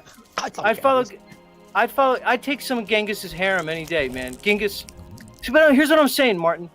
We're not talking. And at the time, Genghis Khan would have been the social elite. And what you're telling me is that you would have sucked him off till the cows come home. Oh, I loved him. Oh, he was the top one. He was the top bean. Oh, God, he's brilliant. In today's day and age, there are these bad cabal of people that are at the top. They've got the power, and I don't want to follow them. Why not? It's fucking doing a Genghis on you. They're raping your society. So, like, why are you so happy about one and not the other? It's an inconsistency that bears pointing out because, again, these people are idiots. We're talking about Genghis Khan, all right? We're talking Genghis Khan. About a bunch of twit fucks. Yeah. We're talking about... Yeah. Twitfucks reveals to me that he's angry about things on Twitter, and it might be Elon Musk, or it might be, you know, on Twitter you get all these libertarians, or is it and again, American politics, snowflakes, cancelling, you know, maybe he's worried about being cancelled, Twitfucks. I think he's talking about a more snowflakey sort of left wing. I think it's that, because again, I'm evidencing all these right wing ideas in his lexicon. Like he's almost reading from the playbook of the right wing. So, dude, we're talking about Elon Musk? Are you fucking kidding me? We're not talking about Elon Musk. You just brought him up. That guy? That's the guy? No, man, I ain't going out to Elon Musk. No one's asking you to go out to Elon Musk. Elon Musk is busy trying to make as much money as he can. I don't really understand why you feel that you're threatened directly by Elon Musk. Again, you might agree or disagree in chat. Like, is Elon Musk the bane of your existence? Does Elon Musk cause you problems in your day-to-day life? Or is it more close to home, maybe? Is it maybe people that we voted for in our own economies and countries? That is it more close to home, like I've exampled all the way through this episode? I ain't going out to fucking King Charles. I ain't going out like that. I ain't going out to Klaus Schwab. Believe me, Martin. Klaus Schwab is dining fine tonight while you're sat in your fucking basement with all your pictures of ham on the wall. I ain't going out to Klaus Schwab. Listen, that ain't happening, bro. Nemesis, aren't they? You know, I ain't going out like that either, brother. So let's be fair. Like, I don't agree with Klaus Schwab and his ethics. I don't agree with him and his politics, but he is doing better than us. Like, what are you saying anyway? This is what worries me about this as well. Is if you ain't going out to them, if it's a war and you're a warrior, this is one step away from, like, already we've seen evidence of psychosis, delusions of grandeur, ideas of synchronicity. Now we're seeing a combative approach that is almost bordering on military. Maybe you could call it like military romantic language. I ain't going out to, like, combative fighting. He's called warrior. Is this one step away from a loopy shooter in America? Is this that? Is this guy one step away? He seems dangerous rather than being the sort of person you should bring on your television show, your internet show, your podcast. Rather than that, he seems like the sort of dangerous idiot you would want to avoid and deplatform. Fuck right up, a lot of them. Yeah, fighting to the end. Always knew it, always will as well. It's just like, the way everyone just sits and thinks everything's going to be cushy and everything's going to be all right. It's just while it's cooking in the background, it's not fucking good at all. No, man. No, they've engineered passivity with their religions. I don't care what fucking religion you talk about. They engineered passivity, and we accept it. Like, people, Martin, when you say God, just the word God. They didn't engineer passivity with religion. Religion caused lots of conflicts. Like, there's not passivity. I used religion today to example myself as a warrior with my sword of truth and my shield of valor. Like, when a knight won his spurs in the stories of old, he was gracious. No, I'm just going to play this. It might fuck up my copyright, but I just want to hear it now more than anything, because I think this counts. And as we approach 3 hours in the broadcast, I might not be able to get through all of their crap, bear in mind, but I'm bringing you slightly different content. And it's just, can I have non-copyright, I wonder? I bet you can't. I mean, this song's got to be as old as time. So, if I sing it as well, then maybe that will help to ruin the... I don't want the copyright to... crisps. Why do the adverts never come up as copyright? That's weird, isn't it? I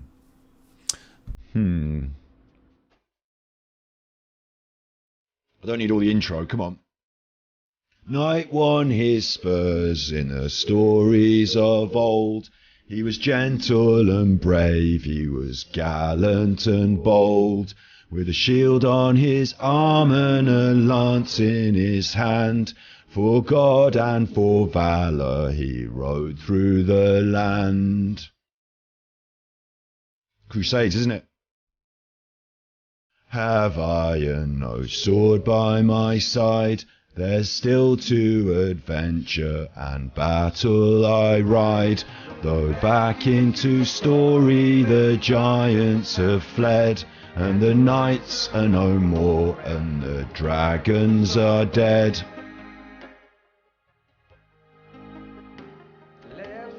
Let faith be my shield, and let joy be my steed, 'gainst the dragons of anger, the ogres of greed.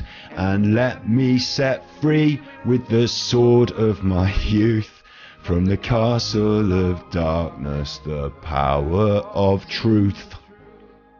They taught me that when I was a kid at school. So don't fucking tell me that this... honestly, don't tell me that I've been manipulated to be passive. Don't tell me that. I'll fight to my dying breath for the underdog, for the underprivileged, for the... I'll fight to for my dying breath for the underprivileged, for those suffering. Are you born over there, are you? Over there? Is it shit over there, is it? Is it fucking awful? What do they do? Rape you, do they? Do you want to come over here and have a little, little nice house? We've got jobs over here and roads and shit, hospital. Come on then. Come on. After you do yourself up a bit and get to rights, you can start paying tax like the rest of us. And actually contribute to the society. We need people to do loads of jobs since we fucked off from Europe. Just don't tell me where my enemies are when I know. I know the power of truth. I know who's darkness, To me, God's a concept. When you say God, they've engineered our concept of God. They've engineered what God is. It's the part where people... They've engineered what God is. I was free to choose. I told you earlier, I come to my own decision, just about general, base level. God's going to work it out. When I'm dead, if there's an incredible, whatever God, and all that, when I'm dead, they'll say, oh, okay, so you didn't really follow the book. And I'll go, no, didn't really follow the book. They go, okay, like, they got me on the list. I'm up there. They got me on the list. Didn't really follow it. Maybe nothing happens. Maybe I just die. The end. That's one story. Let's go for the other story instead. They're looking at the book. Their book. My indiscretion. Well, you've done this. This is bad. Yeah, I have, yeah. That was. Whoops, sorry. I mean, I did, yeah. Did some stuff that wasn't all perfect. Absolutely. You know, human after all. Nothing terrible. Nothing on the big list. Didn't have to go to prison. None of that. Generally a good chuffer though. If you look on the other side on the ledger, what about the good stuff that I've done? What about that? Not doing the Jimmy Savile. This is my charity work, so let me in. But honestly, check it out. I'm not okay. I didn't all follow all the writings and all the books, but have I been a good chuffer? Sword of valor, shield of truth. Have I done that? You know, have I done that? And they're going to say, okay, yeah. Like whatever God it is, whatever system it is, they're going to say, you know what, yeah, Buddhist, fucking Taoist, whatever. They're going to say, yeah, you have. I know I have. The end. It's not that someone's engineered an idea of God. We're way past that now, aren't we? We're way past that now. And anyway, that's anti-Semitic. People can't even have a different conception of God. They think of an old man sitting in the seventh heaven with a fucking with a crown on, watching over everything. But in reality, this world is way different than that, homie. Like way different. And it's weird because I don't think he has got the evangelical rules drummed into him yet, because he's preached some evangelical Christian stuff, hasn't he? We proved that. He's got those ideas from the money people in the church. He's preached some right-wing stuff. He's got those ideas from the money people in society, the elites. And now he's going off the reservation a little, saying that God is no longer. That's almost a Marxist idea, if you know your history. Marxist idea, breakdown of religion. Religion is the opiate of the masses. It's really weird. You know, it's a complete fucking joke from the top down. Our whole entire history is completely fake, people. It's completely made up. It's a total fucking fabrication from the top down. I should believe this guy. They've lied to you about the fabric of your reality, okay? They define the fabric of your reality. They tell you there's 4 forces in nature, okay? 4 unifying forces, okay? They talk about electromagnetism, gravity, strong nuclear force, and weak nuclear force. Guess what, people? Only one of those is demonstrable in this world, and that's electromagnetism. So what's that mean? The other 3 are bullshit. Why'd they make up 3? Well, 1, to try to substantiate their bullshit heliocentric model, of course. But 2, if they told you this whole... Now we've moved from theology away from homophobia and ideas about political structure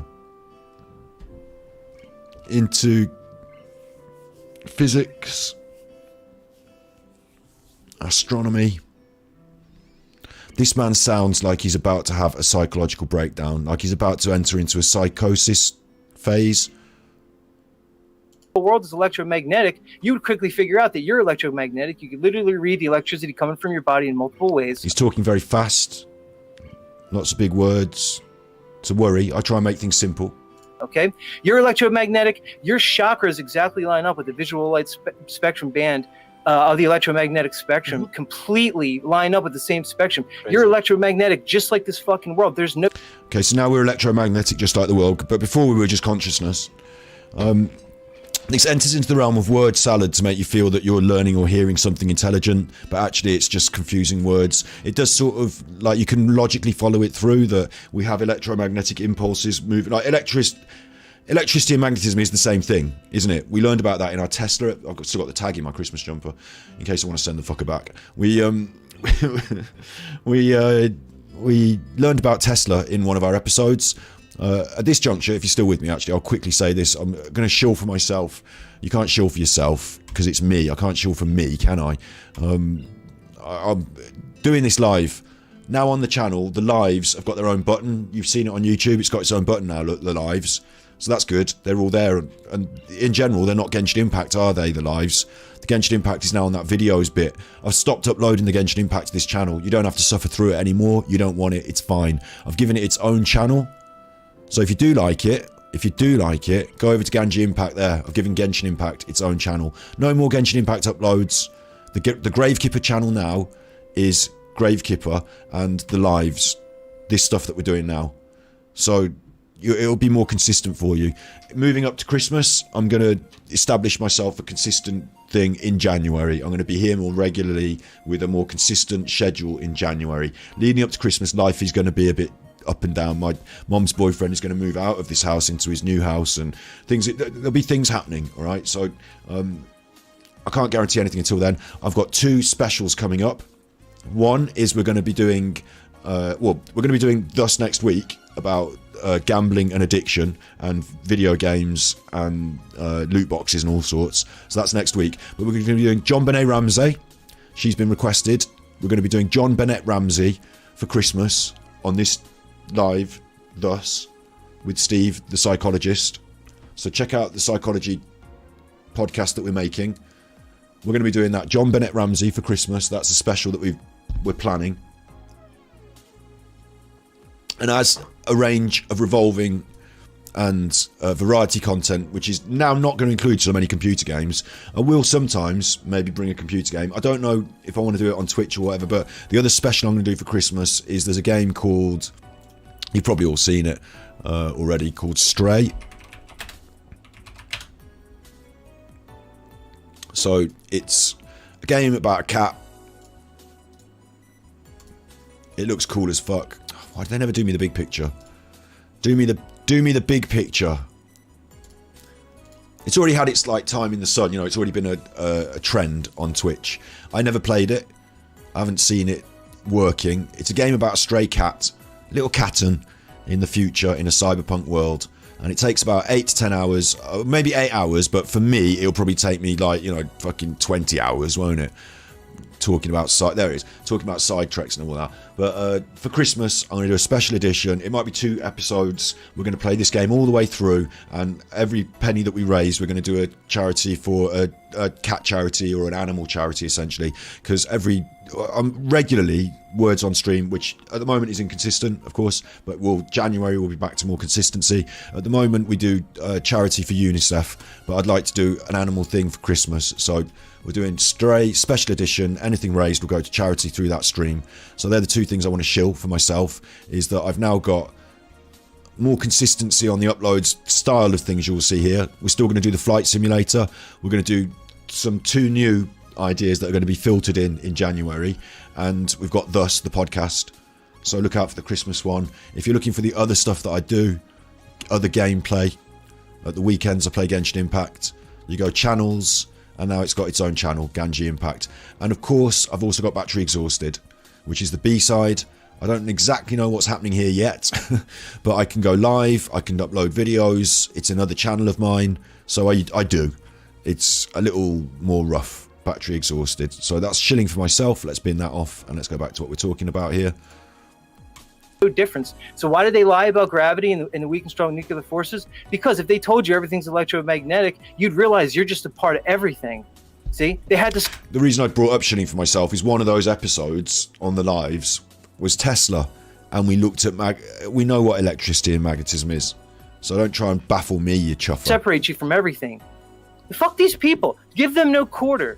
Give them no quarter. They deserve no quarter. Would not give them an inch. You got me fired, Martin. You got me fired up. Dangerous language. What do you mean? No, good. Peaky.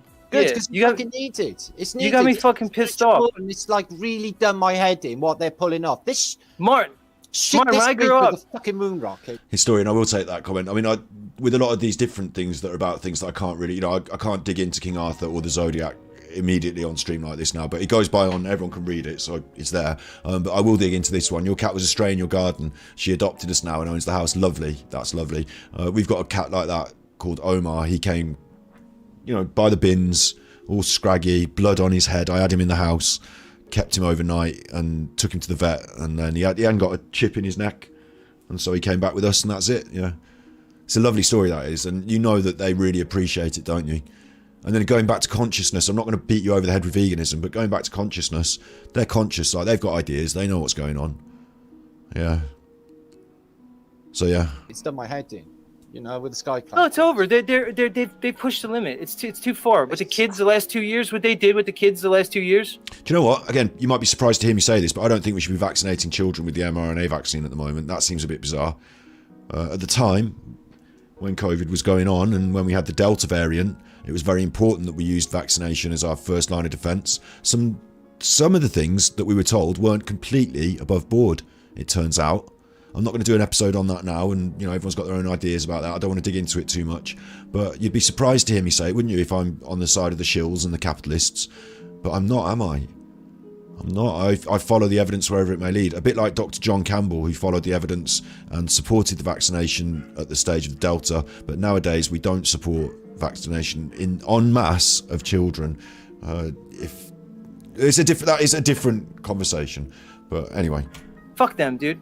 But Martin, I gotta tell you something, dude. But he's brought up just in that little bit, and this is why I can't, I'm trying to break it down and prove these points. But of course, he's done this for like an hour, 2 hours, and they're just chatting rubbish, man.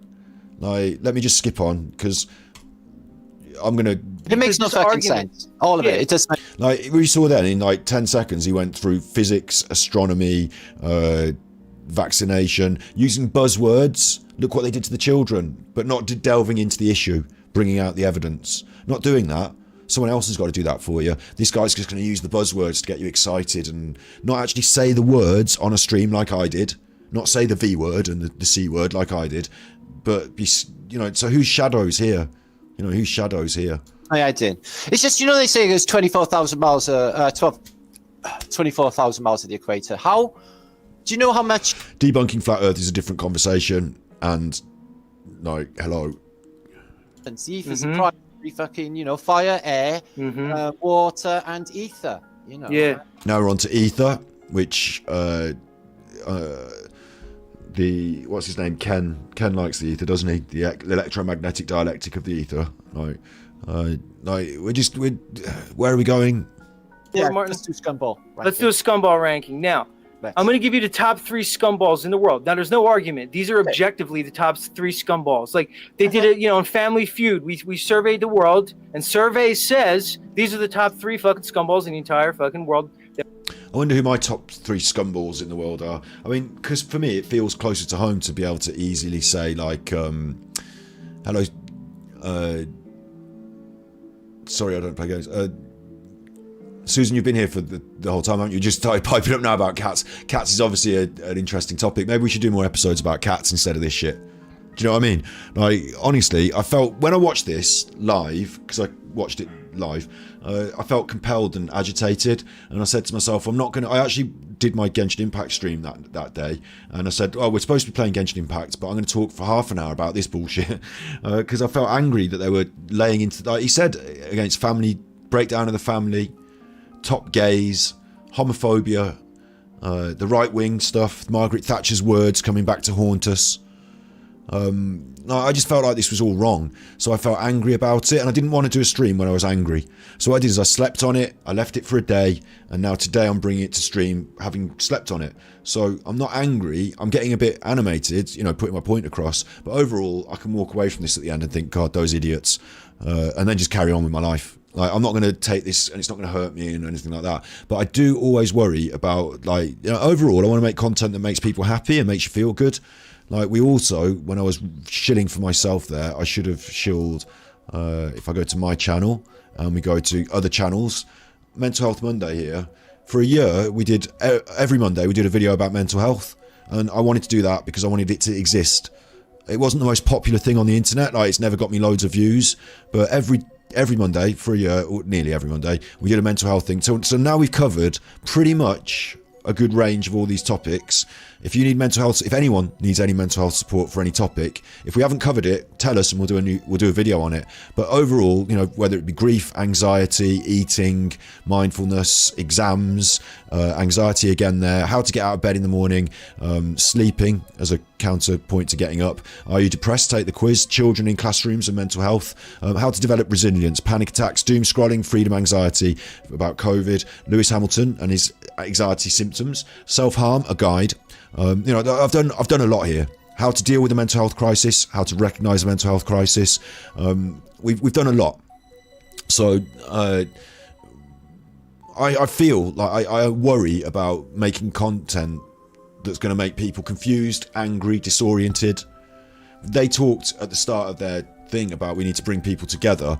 What I'm doing is counter argument to what they're doing. At the end of today's episode, which is coming up soon, so I want to run for about 3 hours, I don't want to run too long, maybe we should talk about something nicer than this. And I don't want to, this is why when you look at my channel, and after I've finished talking on this episode, everyone can go and look at the channel.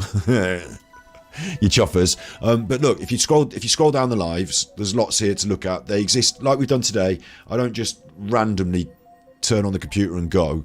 I talk about a subject around for a couple of hours. They're like podcasts, these previous lives. They're worth watching even though they're not up to date, so to speak. We did this area here. Look, we did Tartaria, Martin Liedtke, We did Autodidactic. We did John Levi. You know, I poked my nose into their world. The Bible, does that prove flat earth? No, it doesn't. We saw them having their arguments. We did some body language. Sadly, the internet at my end was really stuttery on that day, that week. Virgin Media fucked me over, but I've plugged in at the wall now, and it can't go worse, hopefully. Look, we did Tartaria, Free Energy, we did Tesla. So we do these episodes. So I've been there, poked my nose into there, and I felt like I didn't want to stay there forever. I don't know about everyone else. Some people seem to find Martin to be really personable and likeable, but over the time, like I instinctively initially think, yeah, we could have a laugh down the pub. But the more I listen to him talk, the more I see the people he brings on, the more the calibre of these people, the more their hearts are shown to me, the less I think of them, and the less I can stand to put up with their nonsense. So I won't be listening to a 5-hour Martin Liedtke episode, and I won't be going on and breaking down everything they say here into different categories of nonsense. It does my fucking head in. What we do on my stream will be to come back to these people at some point. Certainly we'll come back to them. We'll do more episodes on these subjects. You know, you will see. It's a revolving... I need the relaxing music in the background. It's a revolving, what I like to call variety content. I'm going to bring back the flight simulator. I've got that planned. In January we'll get more of the consistency. But things we do include playing the odd indie game. It's a one-off stream. We play an indie game. We don't do it 10 streams. We do it once. We play the game and we say, this is the game, this is good, it's bad, or whatever. We talk about these topics like, is space fake? Sex, respect, and waifus. I want to bring boxing back to the stream a little bit, maybe. We try and give money to charity once a week by playing a charity game. And gaming is not to everyone's taste, I understand, like I said. So this is not a gaming stream. I am a streamer that plays games on other platforms, but we focus now more on criminology, psychology, the way people think, I could describe it as, because thus the podcast that we do with Steve, the forensic psychologist, is about how people think, and we've got lots of episodes planned for that. So I do my Madeleine McCann body language, I do all sorts. So this is a revolving content thing, and overall I would hope that when you've watched my content you feel either more informed, there's something of value there to take out of it. You know, you're getting something. It's not just me waving my fucking head around and painting my face green and going whoop, whoop, whoop, whoop, whoop, whoop, whoop, whoop, whoop for an hour. You know, you learn something, or you can be involved in a conversation or something like that, as we've done today. You know, I'm sharing opinions, maybe is the right word for it, Susan, yeah. But hopefully I am right on the subject, because, you know, I've got ideas and the topics are going to come, as you say. So I'm sort of shilling for myself here, but what I'm saying is that I want us to feel good. I want us to be able to... What they said at the start was... They said they wanted to help people come together, and we've got to come together now because we've got to fight the power. Well, I agree with that as a principle. So overall, if I could reach out to anyone... I know that it's the audience that they're confusing is part of the problem, yeah? And they come up with all these fucking stupid ideas and, you know, does sound and water boil rock and whatever, you know, I don't know. You know, we're looking at... They're fun ideas. It's fun for a down the rabbit hole, but it doesn't pay your electricity bill. You know, it just doesn't. It doesn't get you anywhere in life.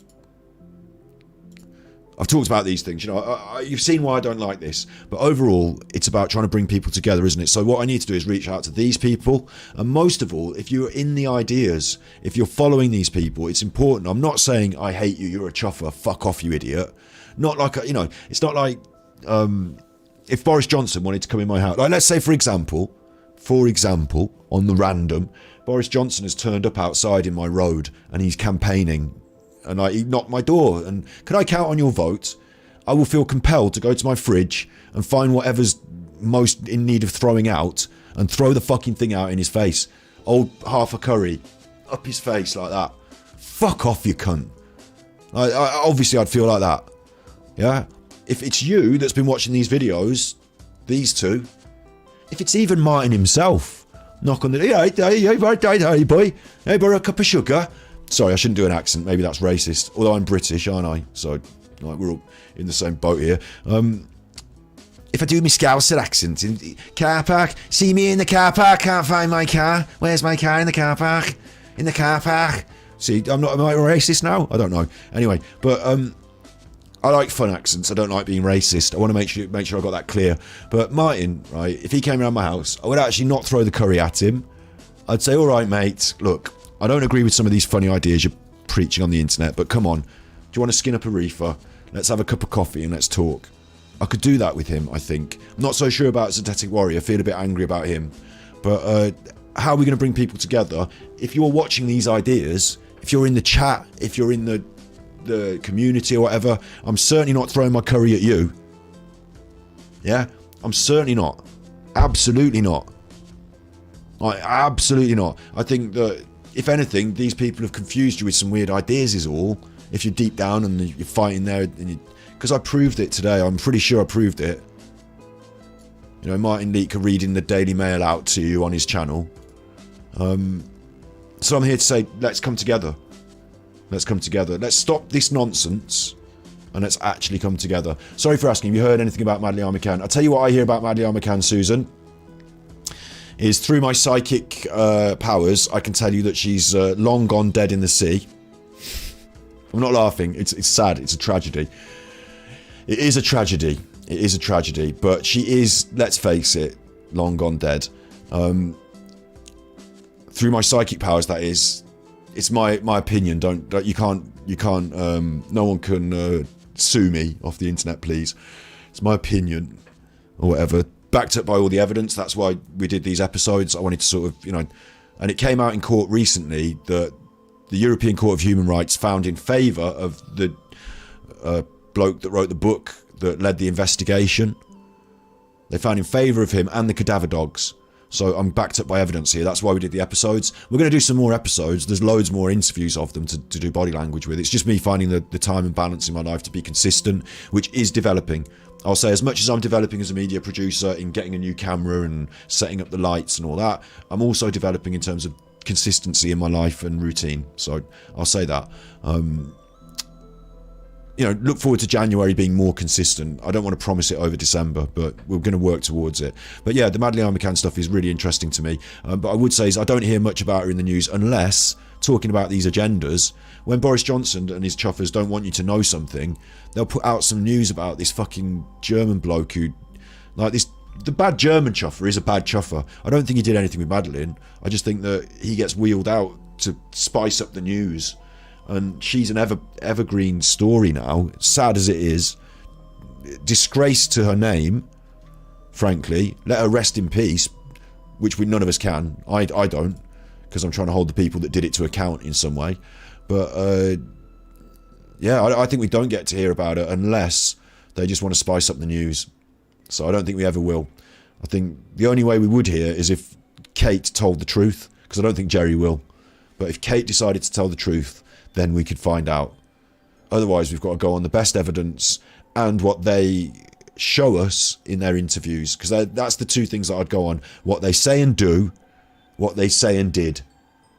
Yeah, that's what I'm going to go on. That's the closest I can come. So we'll do more. We will do more. We're going to do more. We covered their big interview, didn't we? We're going to do more interviews, more body language analysis. Like I said, John Bennett Ramsey at Christmas as well. That's coming up. And for John Bennett Ramsey, I've got the criminal psychologist on the case. I'm literally, bear this in mind now, this is how far we've come on the stream. I'm literally paying a criminal psychologist to research the murder investigation of John Bennett Ramsey so that we can do a podcast on it for Christmas. Like, that's a step up, isn't it? That's a step up. I'm only doing that through, bear in mind here, everyone here, do not feel compelled to tip now, okay? Do not feel compelled to tip. But I'm only doing this because we've got people that support the stream. Tip me at coffee.com Ganji. I put that in the kitty, like we talked about the kitty earlier, buy a round of drinks. My kitty is use it to make the stream better and occasionally pay my energy bills, stuff like that. Desperate times, desperate measures. This is my job. But at the end of the day, I want to make it good, so that we can not have you paying the tips, but have a sponsor. And the sponsor, if they could be this, that would be nice. Thank you. The sponsor can pay me, like, let's say £200 for an episode, or whatever it is. I can make X number of episodes a month, and I can say, now this is my wages, this is my job, that's financial security. Like, that's my aim. So I'm really grateful, and I tell you what, I am so grateful that we've got people, I call them producers. Anyone that tips into that kitty is effectively a producer. Some give effectively more than others, like, some give me what I would say, and I am astounded, and they know it, You know, I've talked to them directly about it. Are you sure? Are you sure?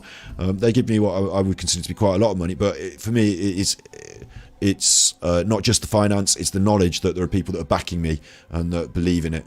So we're going to go somewhere with this. I'm not just going to talk shit on the internet. I'm not just going to talk shit on the internet at you for weeks and months on end.